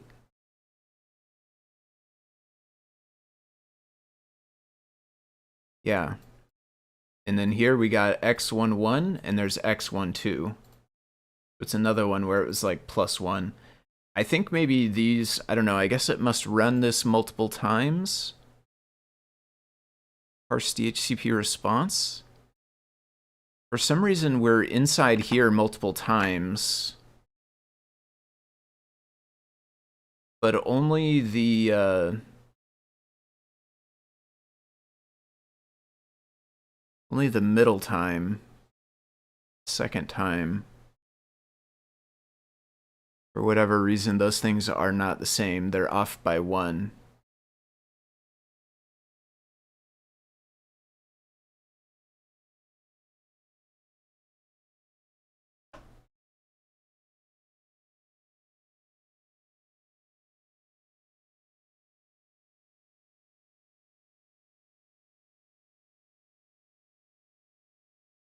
Here we have NG 0x95T. And then here we have OG, element O. It's again another incremented by 1. So it's like 1 byte within it gets incremented by 1. So it's like it needs some, like for my router, in order for it to work, it would need some logic here that's like,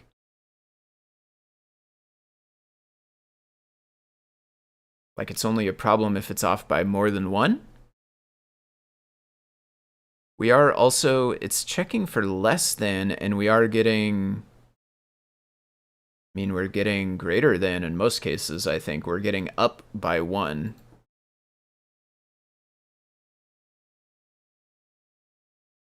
We could +1. I don't know. That's probably not a good idea.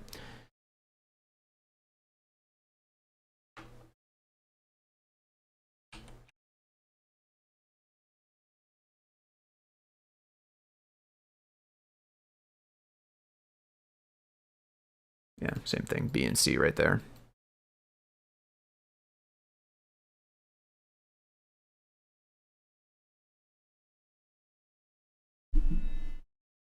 Scam likely. I don't want to talk to them. Okay.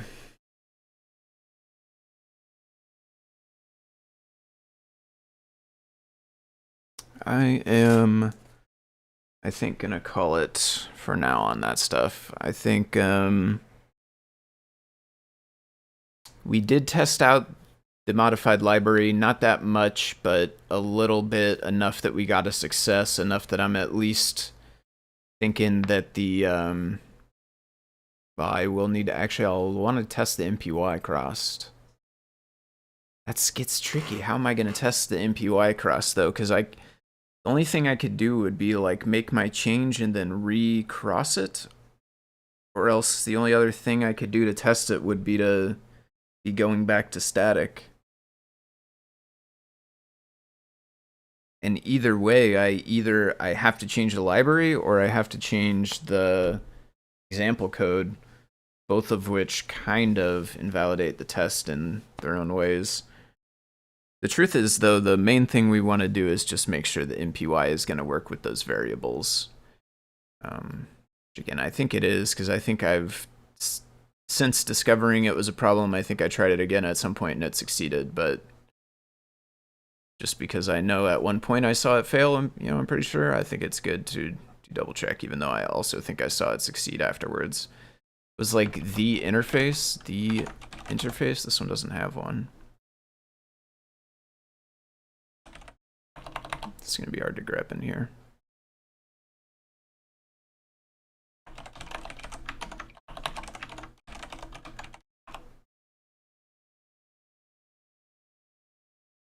It's inside socket.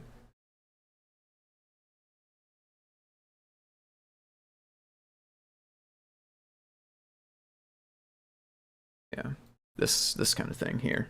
I do want to MPY cross it and make sure this works. Unfortunately, I can't test it the exact in the exact environment that it'll be in. I'll either have to modify the code to not return 00, or I'll have to modify the example to be static IP, one or the other, but we'll have to do it either way. So that'll be the plan on this. I do think I'll do that next time whenever I get back into this. Probably I'll do it either tomorrow or next time I work on Ethernet stuff, which will be sometime this week, if not tomorrow. For now, I think I want to go into Matrix Portal stuff, which is what the other person in the Help With channel was asking for help with for a while here. I think I want to try to work on this. I'm going to plug it in here. I am also going to run and refill my water, though, because my ice has all melted. My water is no longer as cold as I would like. Whoa. Crazy cat running right by. So yeah, I got the Matrix Portal plugged in. I'm going to run and refill my water. I'll be back in a minute. And then, oops, our camera died a long time ago, I guess. Let's try this. And I'll play with some Matrix Portal for a bit. We're going to work on a couple Learn Guide projects and see if we can't come up with some good ways to combine them together. And then, depending on how long that takes, I might start playing around with another project as well.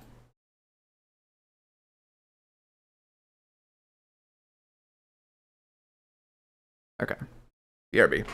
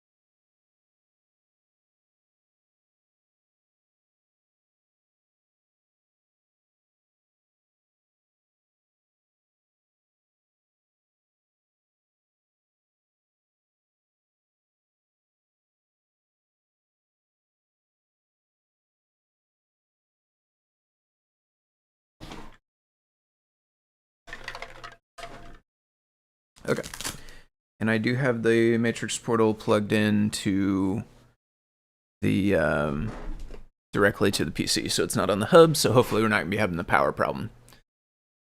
And I'm going to start with the weather Learn Guide, which I did. For anybody who happened to be watching this morning, I was talking about this thing not really playing sound even though the tab thought it was. Turns out it was actually playing sound. Wait, what? Why is it not Matrix Portal weather? What is that not? Ooh, those fireworks are nice. Plugs and orcs.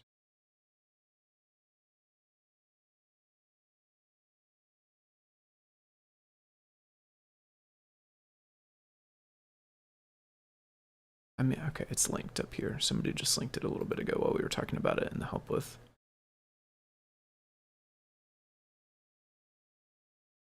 I don't know why I'm failing to find it.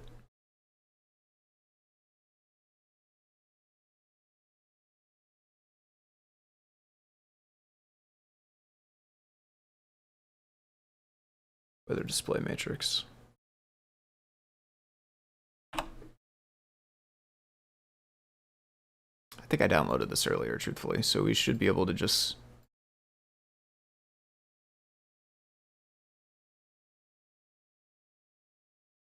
Oh boy.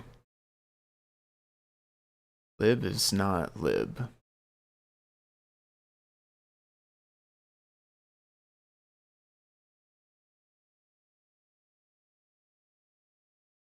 Okay. Hopefully, thing is not just entirely broken. How's it going, Dave Odessa? Let's see, it looks like it was a little while ago, about almost 10 minutes ago, you mentioned that. I had the help with, this is what my Discord's been on, but I happen to just see this here. Just about to dive into some Matrix Portal project smashing, basically. I want to take multiple of the Matrix Portal projects that are in Learn and figure out how to get them to work together to where you can easily switch between, 2 or 3 of them, maybe with buttons or with a timeout or something. I've seen people ask about that before, and I've seen people attempt stuff like that before. And there's another person in the Help With channel who's trying to do that today. And I don't have very good advice for them, but I would like to have some better advice for them, so that's what we are attempting. Smash those 2 things together and figured out how easily we can just make them both run, but only show one at a time or something, right? So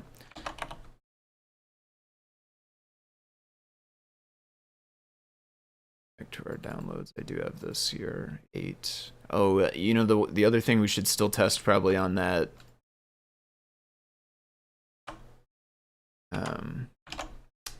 Ethernet is the 7. We should probably test 7.0. The MPY, especially the MPY, just because of the way the building and the variable go.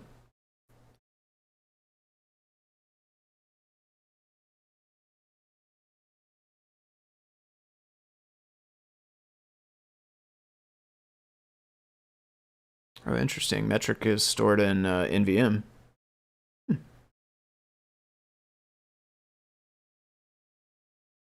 We would have to change that if we do make the buttons swap between projects. I have no secrets. Okay. Yeah, I think my Matrix portal got wiped. It's kind of a sad time. Maybe I have a backup of it on my old computer.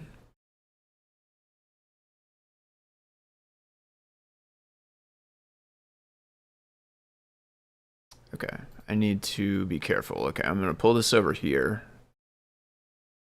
I'm gonna do this all over here.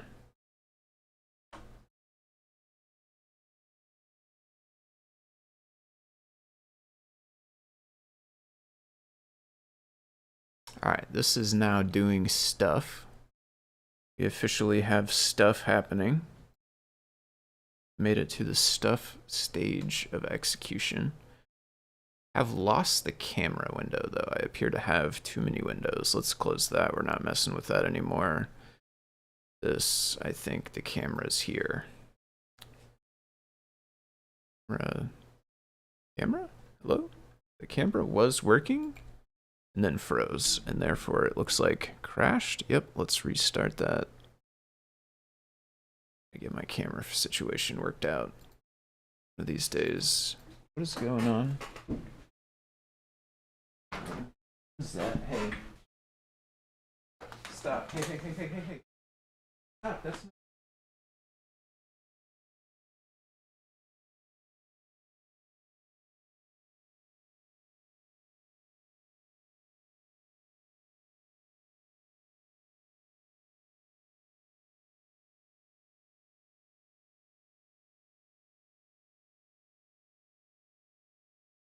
okay.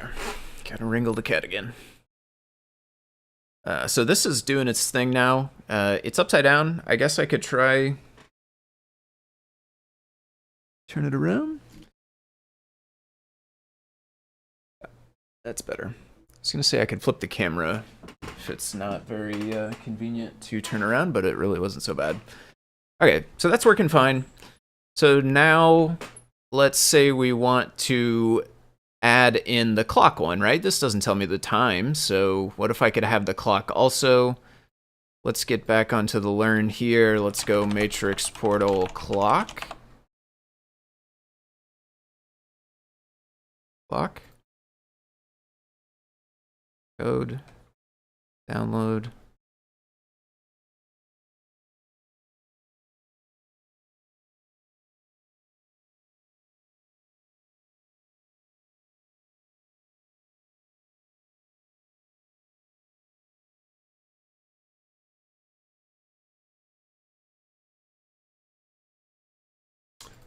So most of our libs are probably the same. I think what I'm going to do is just try the new one without copying libs and see if it works. We'll add any libs that we need. I could uninstall this. I mean uninstall. I could remove. I could unplug this, which is the feather. We could say, let's say code here is actually going to be weather. Code here is now about to be clock.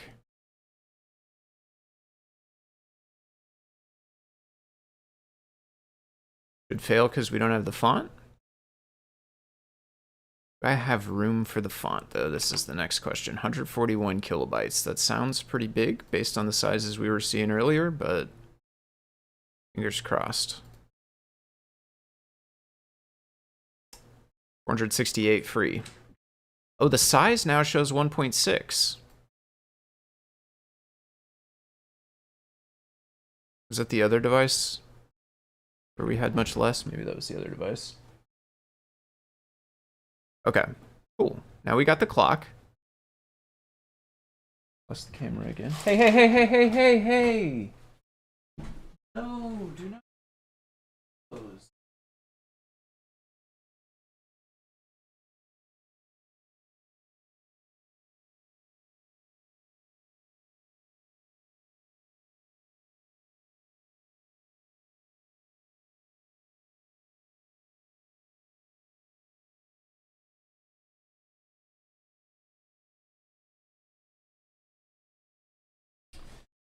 Okay, have to excuse me for a moment. We got a window climber over here. Trying to climb the inside of the windows.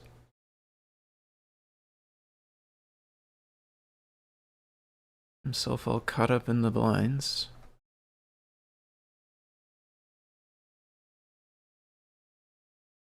Okay, we got time.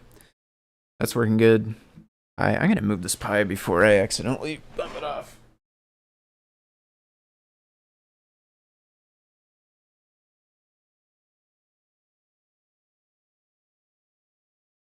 Get back to that pie when I go back and attempt the display-o update again for blanket display-o. So here's our time clock one. That's going good. So these are both easy to use independently by themselves. And I totally get the compulsion to want to just like put them together, and I totally get it should be pretty easy. And it may be easier than I'm thinking. That is what we're going to try to see. So first, let's say do we want to try to keep them in their own files and then somehow make this all work together? Or do we want to basically end up with one big file which does both? And I think that the latter is what I am more interested in trying. Keeping them in their own files and then making a launcher essentially like something that decides which one gets launched, like maybe using supervisor.setNextCodeFile or something. This is kind of interesting.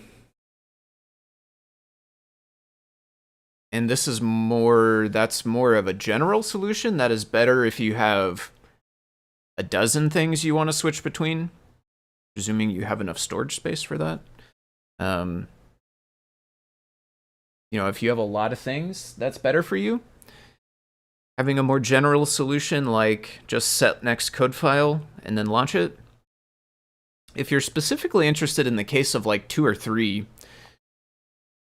and your things come from the internet, it could be pretty nice to have them all in one big file and be able to switch between them so that you're not always like reconnecting to the internet, re-downloading all of your data, except for when you need to. Like you could switch potentially between weather and clock and then back to weather, and you could do all of that without fetching data again. Like just show the data you had before, maybe. Hopefully that's what we can do.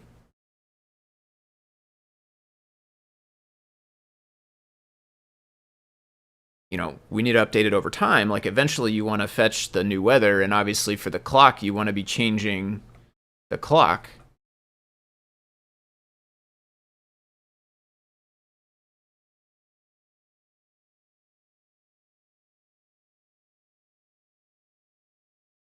Okay.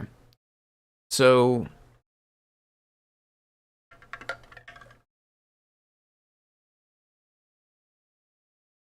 there's a jumper for metric too, even. Jumper? Wow. D12? Is that on the button?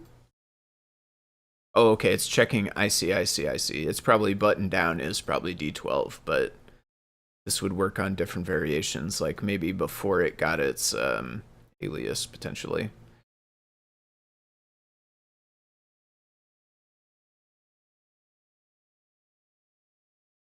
So this one goes matrix, network,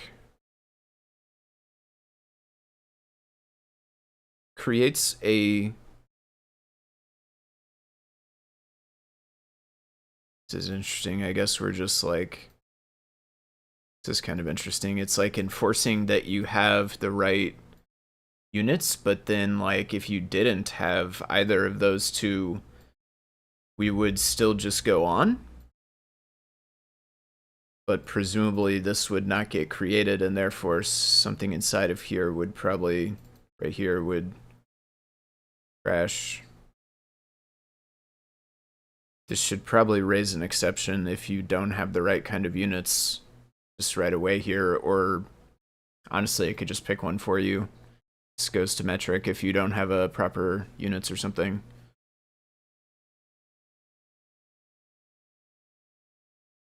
Graphics loaded. So the weather one is the more complex graphically, both in terms of like visually what it looks like, but also just the code as well, because it does have its own separate file, OpenWeatherGraphics. So that is a thing that extends group, which actually gives me hope here that we could maybe be having a pretty high level thing, right? OpenWeatherGraphics extending group means that it is a group, as long as it holds all the stuff that is visible on the display inside that group, we can hide the group easily.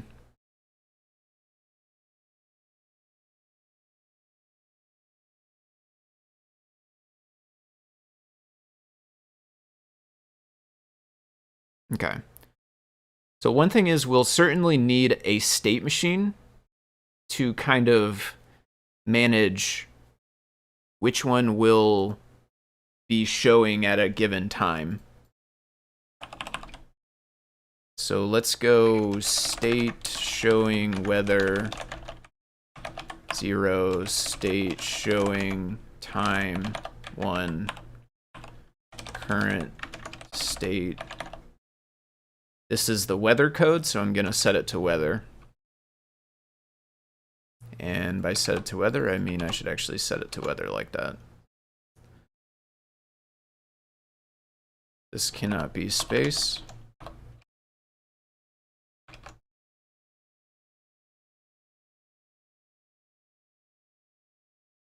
And then I'm doing this in a file that's not running, so what I'm actually going to do is go copy paste code as code clock.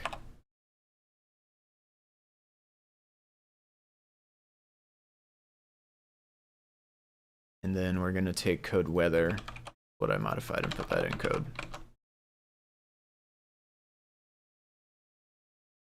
Now we're back to weather. And we have a variable that says we're on weather. We're one step closer. Okay, so loading weather actually I think will be... This one actually might be the odd screen out. That one might be a bit tricky actually, because I think that loading weather, that is actually inside of Splash. Loads loading BMP, which indeed is that right there.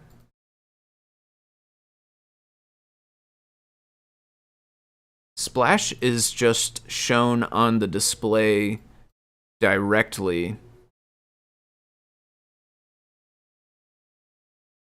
which means it's not inside of this instance group.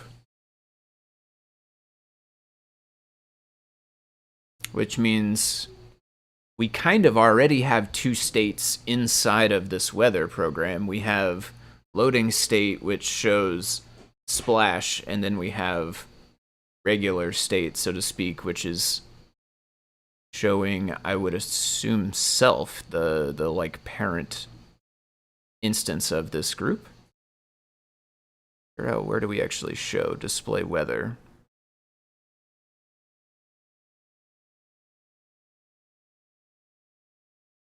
Display.show root group.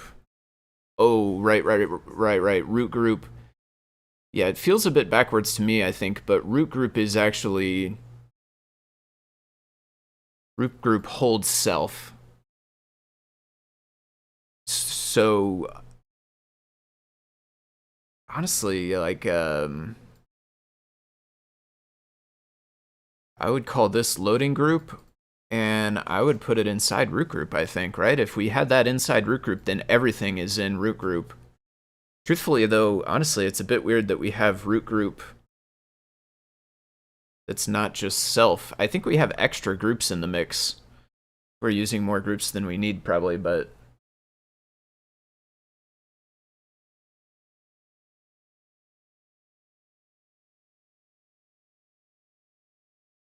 we will need to make sure to keep calling scroll.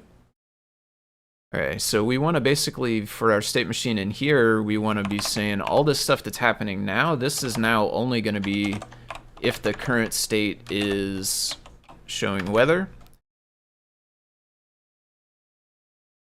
Scroll hold time. So sleep will make it unresponsive. Scroll hold time. I think that's pretty fast though, right? Because I'm pretty sure that's the sleep in between frames of this thing scrolling, so I think that's probably fast.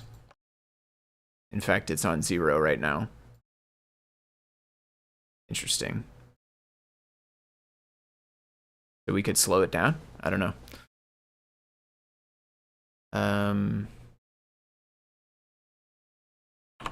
Let's just kind of start here with like else. We could be elif current state is the clock state showing time. Should I say clock? I think we probably want to call that clock, right?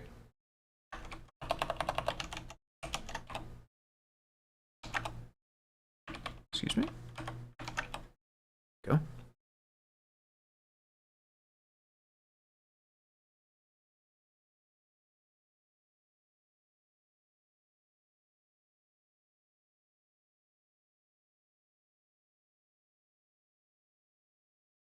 Nice.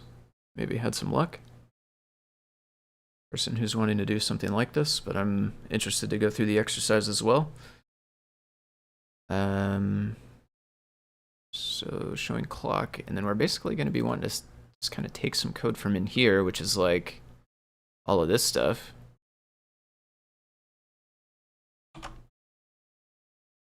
We don't have update time yet, but that's because it's in here. We kind of want this stuff also. And then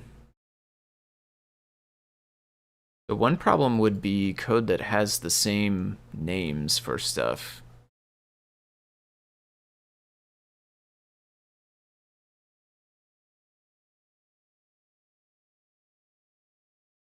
Let's keep this, but comment it for now. Yes.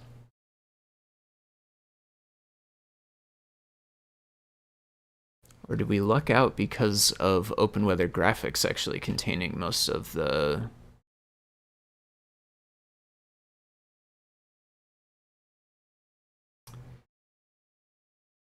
You know, it's interesting. It seems like we fetched the time anyway, right?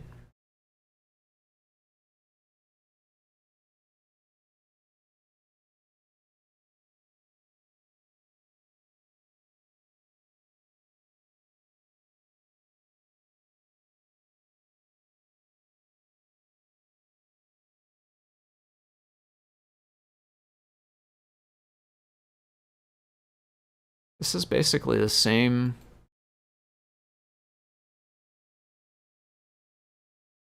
as this.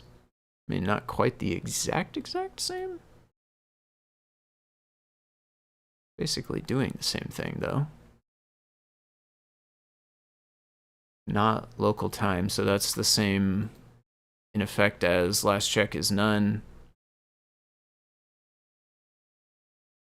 Or current time minus local refresh. Current time minus last check.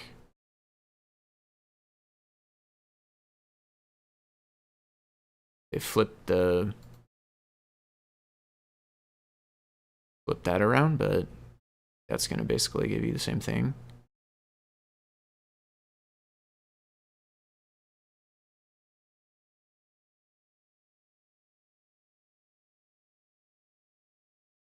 It's odd that this calls, oh, try update time.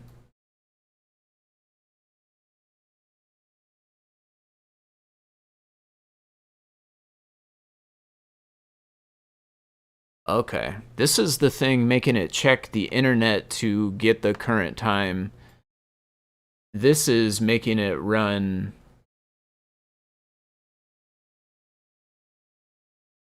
the clock, just update the time, like when the minutes pass. Possibly to blink the colon. I don't know if the colon actually blinks, but...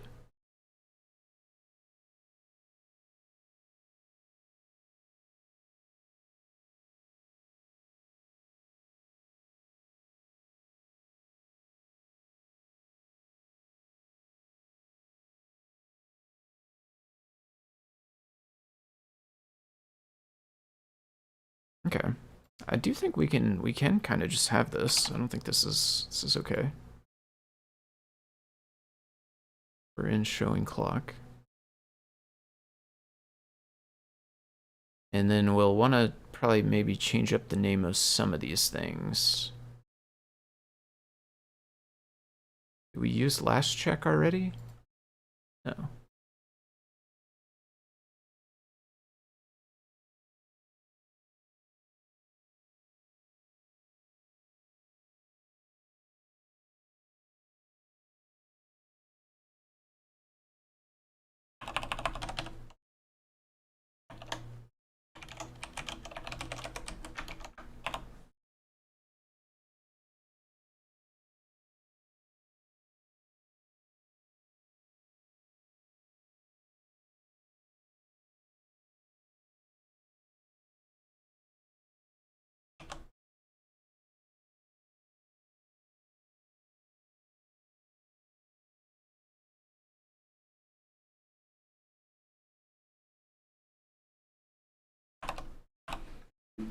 Import group. I'm gonna call this block group.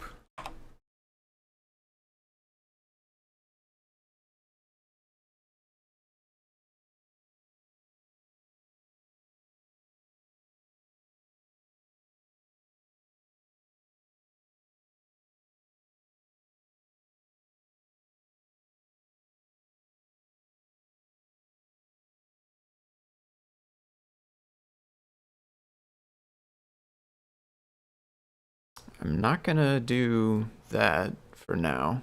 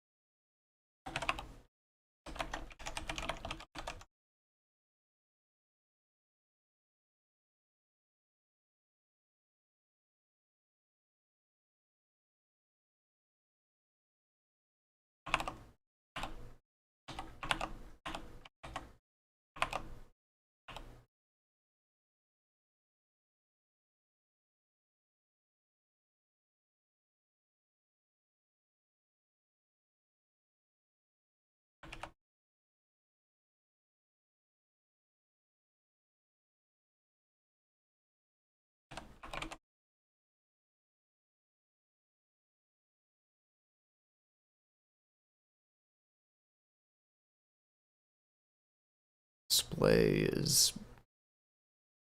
matrix dot graphics dot display. I want to say.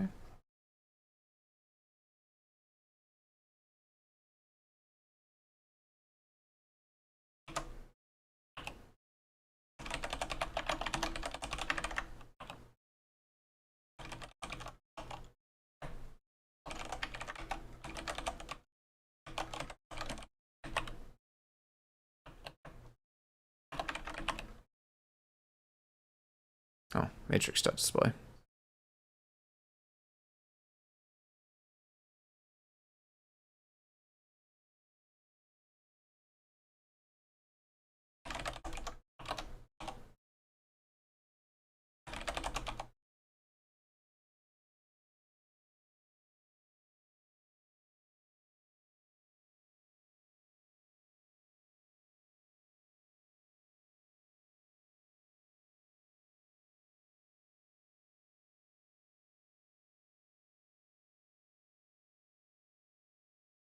What? Probably don't need the light on anymore.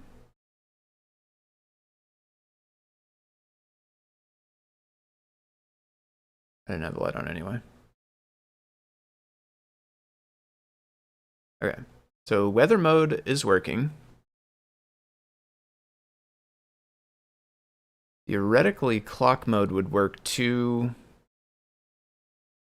Right now, I guess the only way, easiest way to change it is just do that. Ooh. Well, nothing ever calls show clock.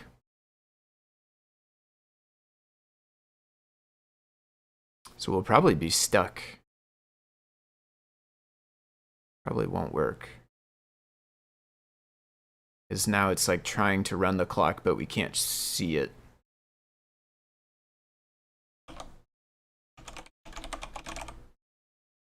Nothing calls show. Wow, right, it's inside graphics.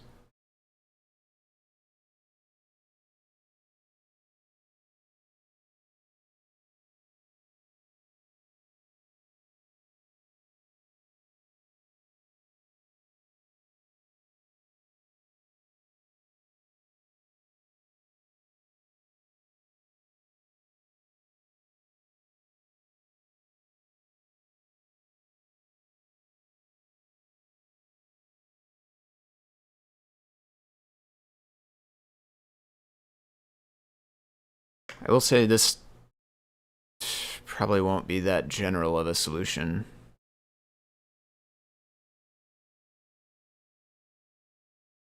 Maybe the launcher in the set next is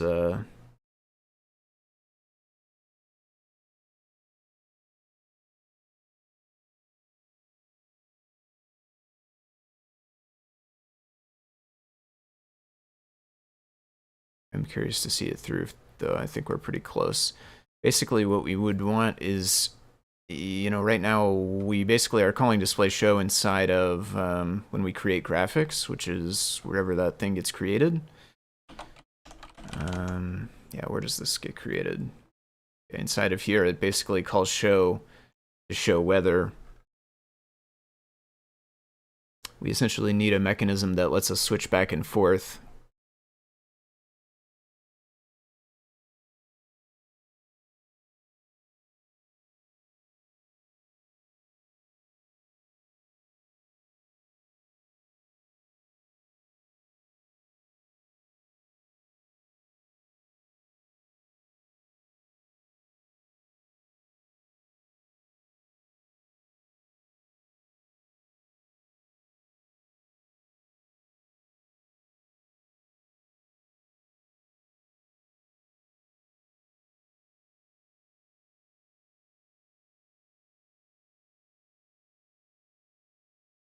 Do these still exist afterwards?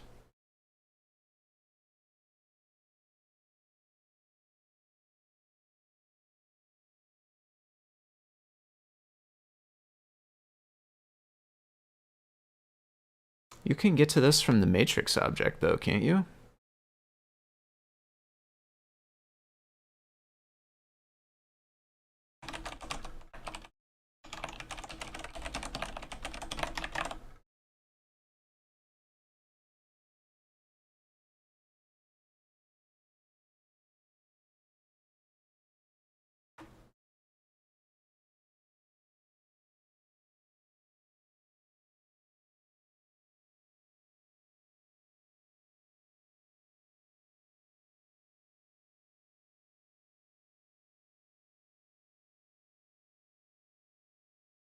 Maybe not.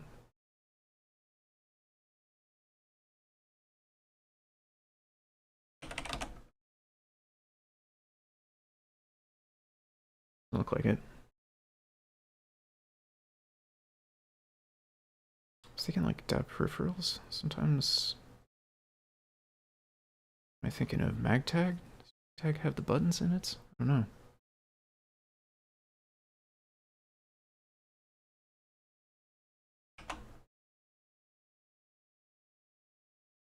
I think we already have enabled these, but not enabled, but like initialized. Oh.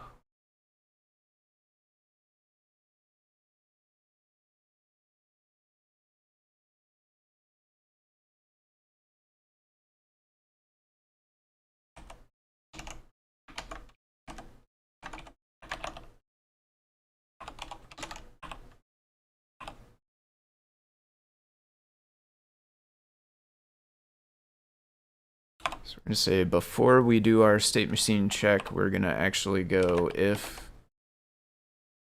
I don't actually know if. Well,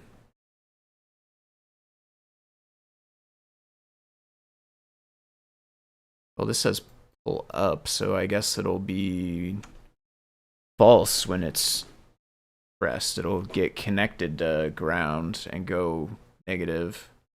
So if not button down dot value and old button down dot value.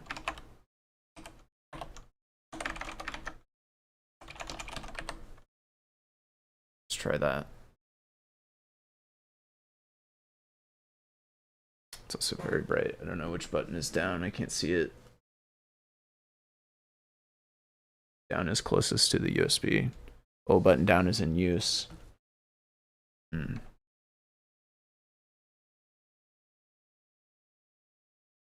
Already set up.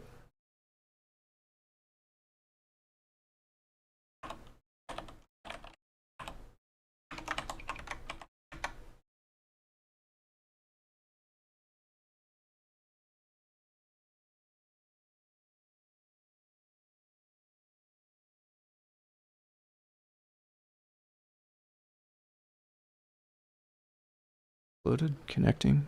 Maybe we're not quite as far along as I thought. Let's wait until we're actually in the main loop here, which will be tough to tell because I think it's It's not showing the clock correctly, so doesn't seem to be doing anything. Getting time for, oh, some error occurred. Okay, it still failed. And here it was still inside. Does it print anything when it's done? Not really. And actually the sleep here would actually make it not work very well, huh, with the button.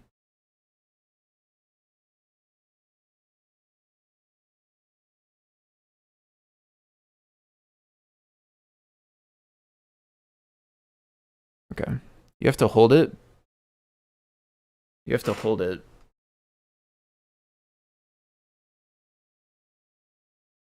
Because of the sleep.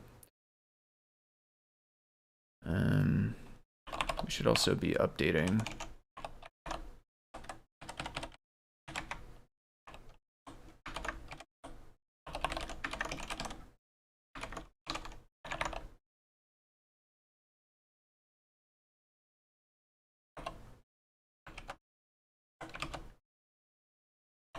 Not that, but yes, the old one. Old one equals the current one.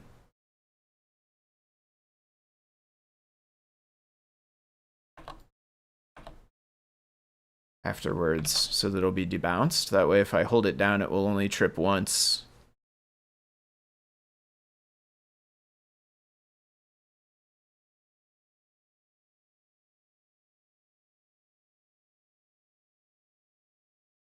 Should just go back to weather by default. We'll just change with the button. That's where I was always headed. I'd imagine trying to make the button work before we got that far, but really we just broke the display. The splash is different anyway, too, though. Press down. Yeah, and it only trips once now. If I let go and then press again, then it could trip again, but I have to let go now, so it's debounced. So then when that happens, we want to basically go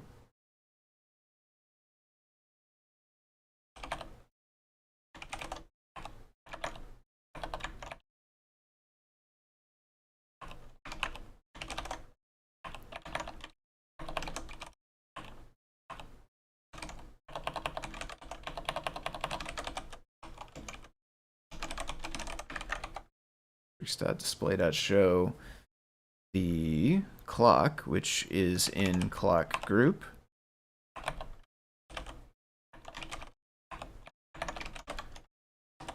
If we were showing the clock before, we're going to change to the weather.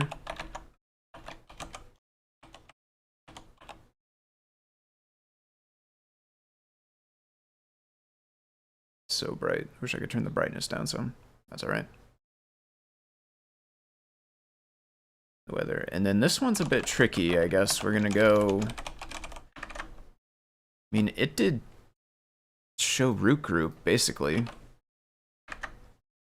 The splash is the loading one. Later on it says root group, though.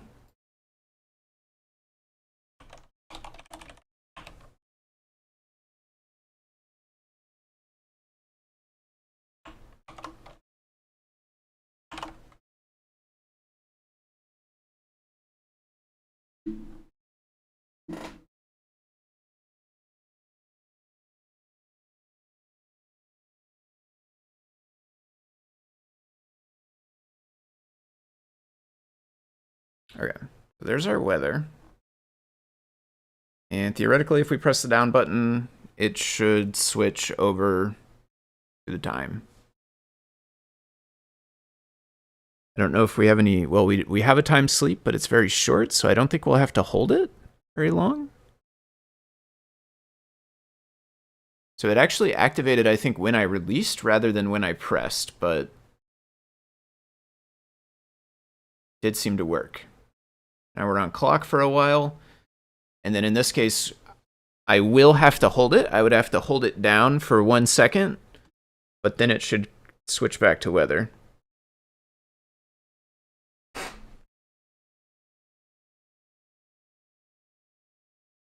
Oh, no, I do have to hold on this one as well. To get all the way through the loop, I guess. Yeah, it has to get all the way through the loop or something.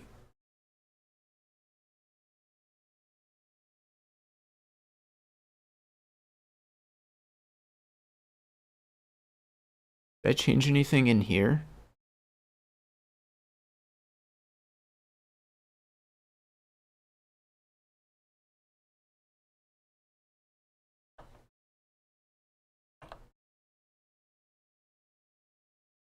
It's no longer just the stock thing. I don't want it to be, you know, if I share it with somebody and they go back to JP and say, hey, is this, I don't understand why this is doing, and he's like, I didn't write it this way. That's not what we need. Okay.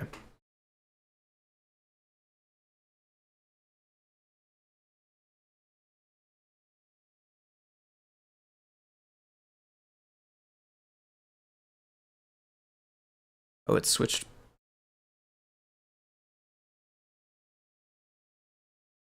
Switched back? Oh, well, I think it might have restarted. It might have just restarted.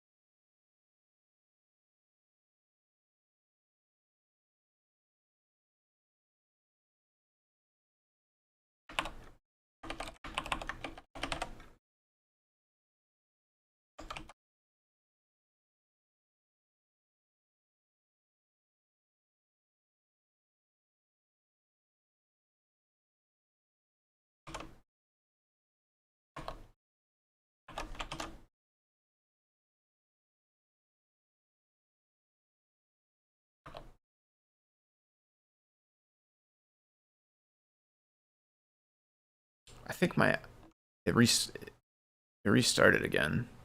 I know it's restarting though because it's going back to the splash. Yeah.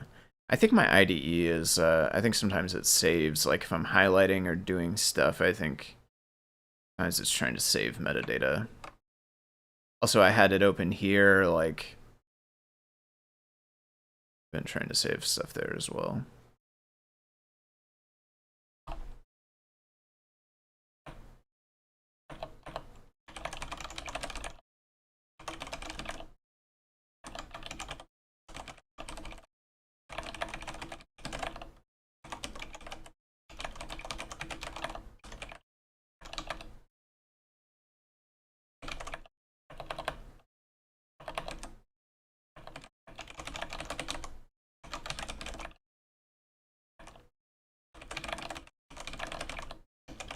Just restart it again.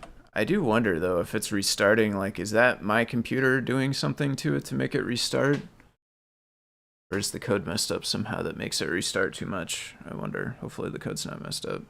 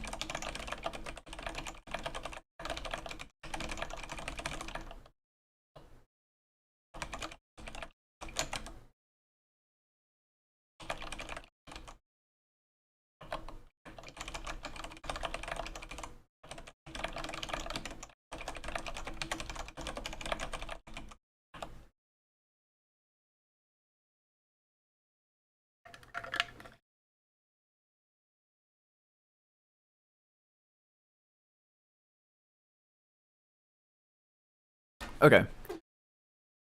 I think I am going to head out for now there. That is basically the exercise I wanted to get through, was getting these two smashed together to figure out what it took. I would love to come up with a more general way to do this, or at least like, advise people of a way to do it. I'm not sure this is actually the best. This might be what some people are looking for. I think there are situations where a different approach, like the run next script, might make more sense. And I do think this will get a bit unwieldy, right? Because we essentially just had to smash together the code pie of those. In our case, fortunately for us, open weather graphics is actually factored into its own thing, and so that didn't have to come in, and therefore not as much of the code had to get combined together. But if you wanted to add a third project, for instance, you're basically just pasting another code pie into this. Eventually you'll run into problems with memory or space or something, but aside from that, it's just getting more complex every time. You also run the risk of like stuff having already done something, like if anything else used the name, BB width, or, used the name colon or minutes or hours or whatever. If any of these things had been reused inside the two different projects, then that would cause issues, right? You need to make sure to separate them out, which like here on Clock Group, I renamed it. I don't think it was actually reused, but I did rename it anyway. Like bitmap here, you run the risk of, if you bring in more projects like color or bitmap, you run the risk of these being used for something else and then stuff going sideways. Tile grid also, font as well.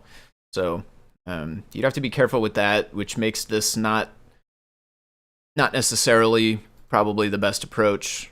Certainly not as just advice to somebody who's new and trying to figure it out, to just say, hey, put them together like this. But it could serve as a decent starting point. It could serve as an example of one way to do it. And I think with some thought and some more refactoring and some more playing around with a few different examples, I think we could come up with what the best approach is.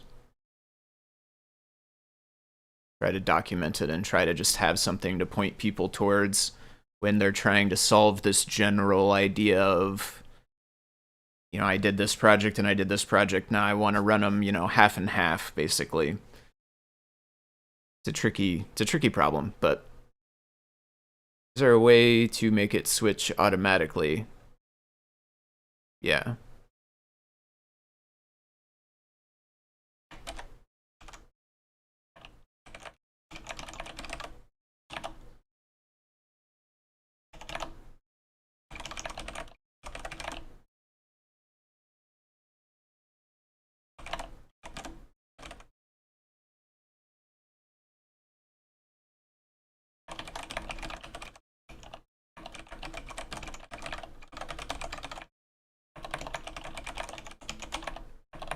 All right, we'll do one more thing. They want to see if it can switch automatically instead of the button. So we'll do that. I do think we can do pretty easily, right? Right now we're just changing the button here. We could have some other thing like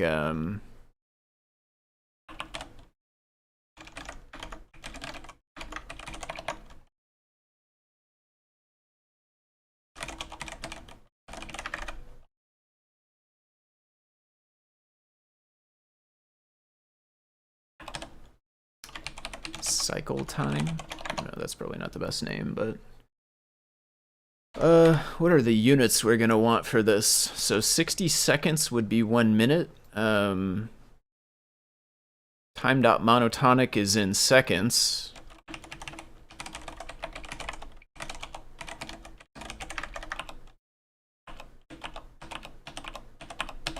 Time.monotonic is in seconds, but has decimals.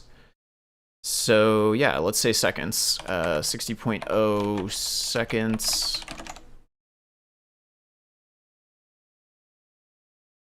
Last cycle time, last change time, last cycle time equals current time at the beginning.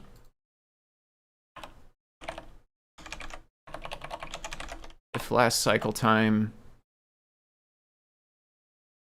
less than now, we already have a now somewhere. I don't see it now.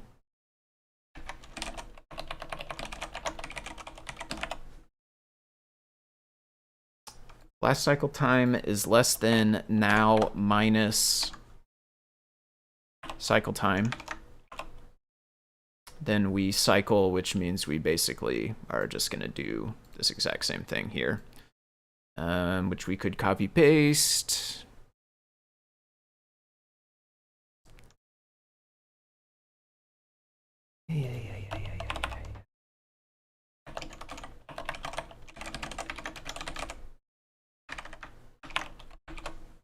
Oh.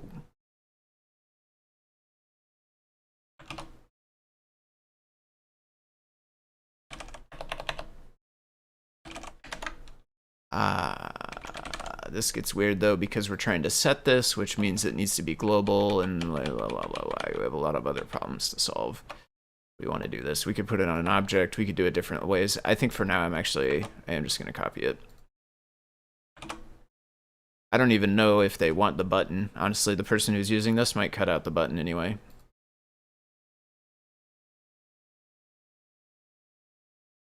And then when this happens, we also need to go last cycle time equals now. And we actually need to, if we're going to have the button work as well, then we actually do want to say inside of here, we do the same thing.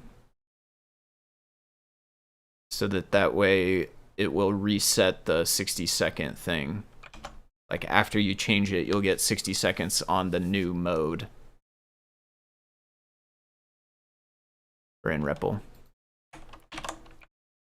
I don't know why I took these off.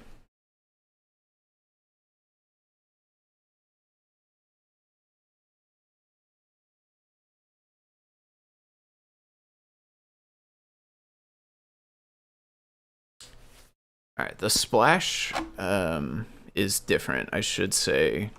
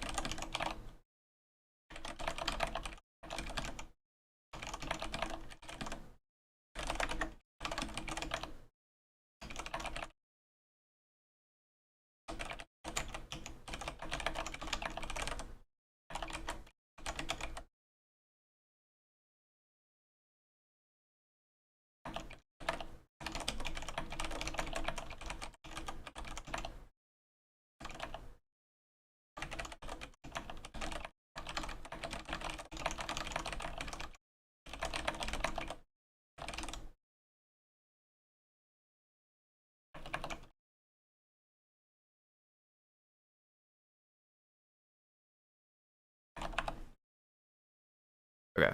It did switch once. We started on weather. It failed a bunch of times to connect, but then it finally did connect. It ran weather for a little while. Now it's on clock. 5:14.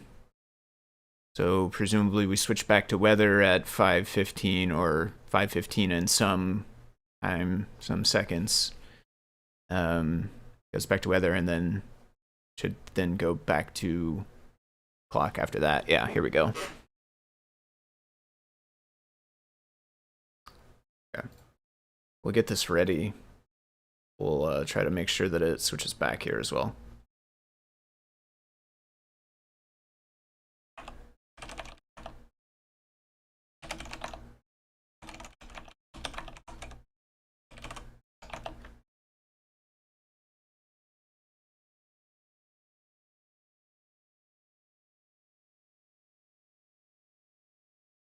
and it scrolls smooth to the naked eye. The camera can't quite keep up or whatever.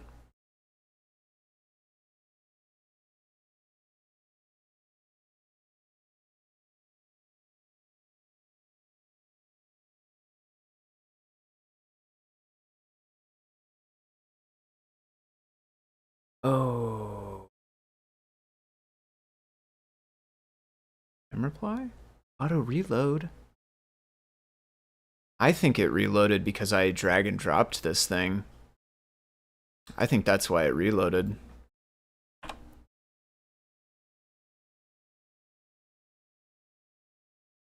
So the camera's dead now.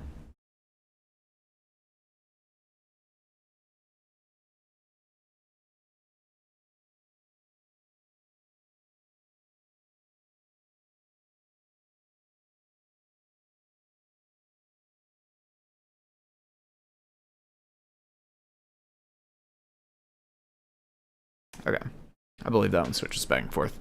I'm gonna head out for now though.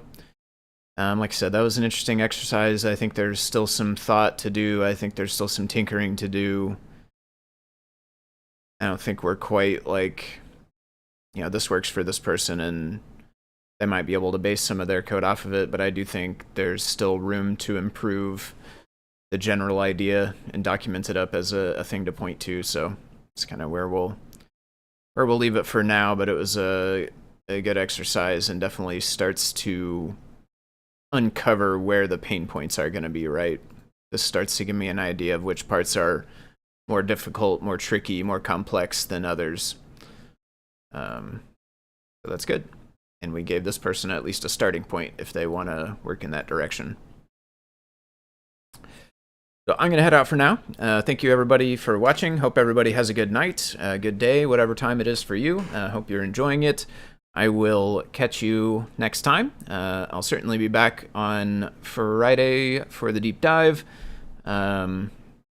Possibly before then. You can subscribe to me on Twitch if you are interested. Of course, check into your settings and notifications. I heard from some folks they're not receiving them, so I don't know exactly all the settings that Twitch has, but double check, make sure in there that you're all set. Beyond that, I don't know what else to suggest. Maybe subscribe on YouTube as well if you want to do that and check the notifications there, but up to you. That's how you can get notified if I pop on at a random time, though.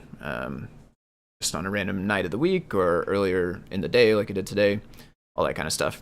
So we did flip back and forth here, which is nice. So alrighty, see you everybody. Have a good night.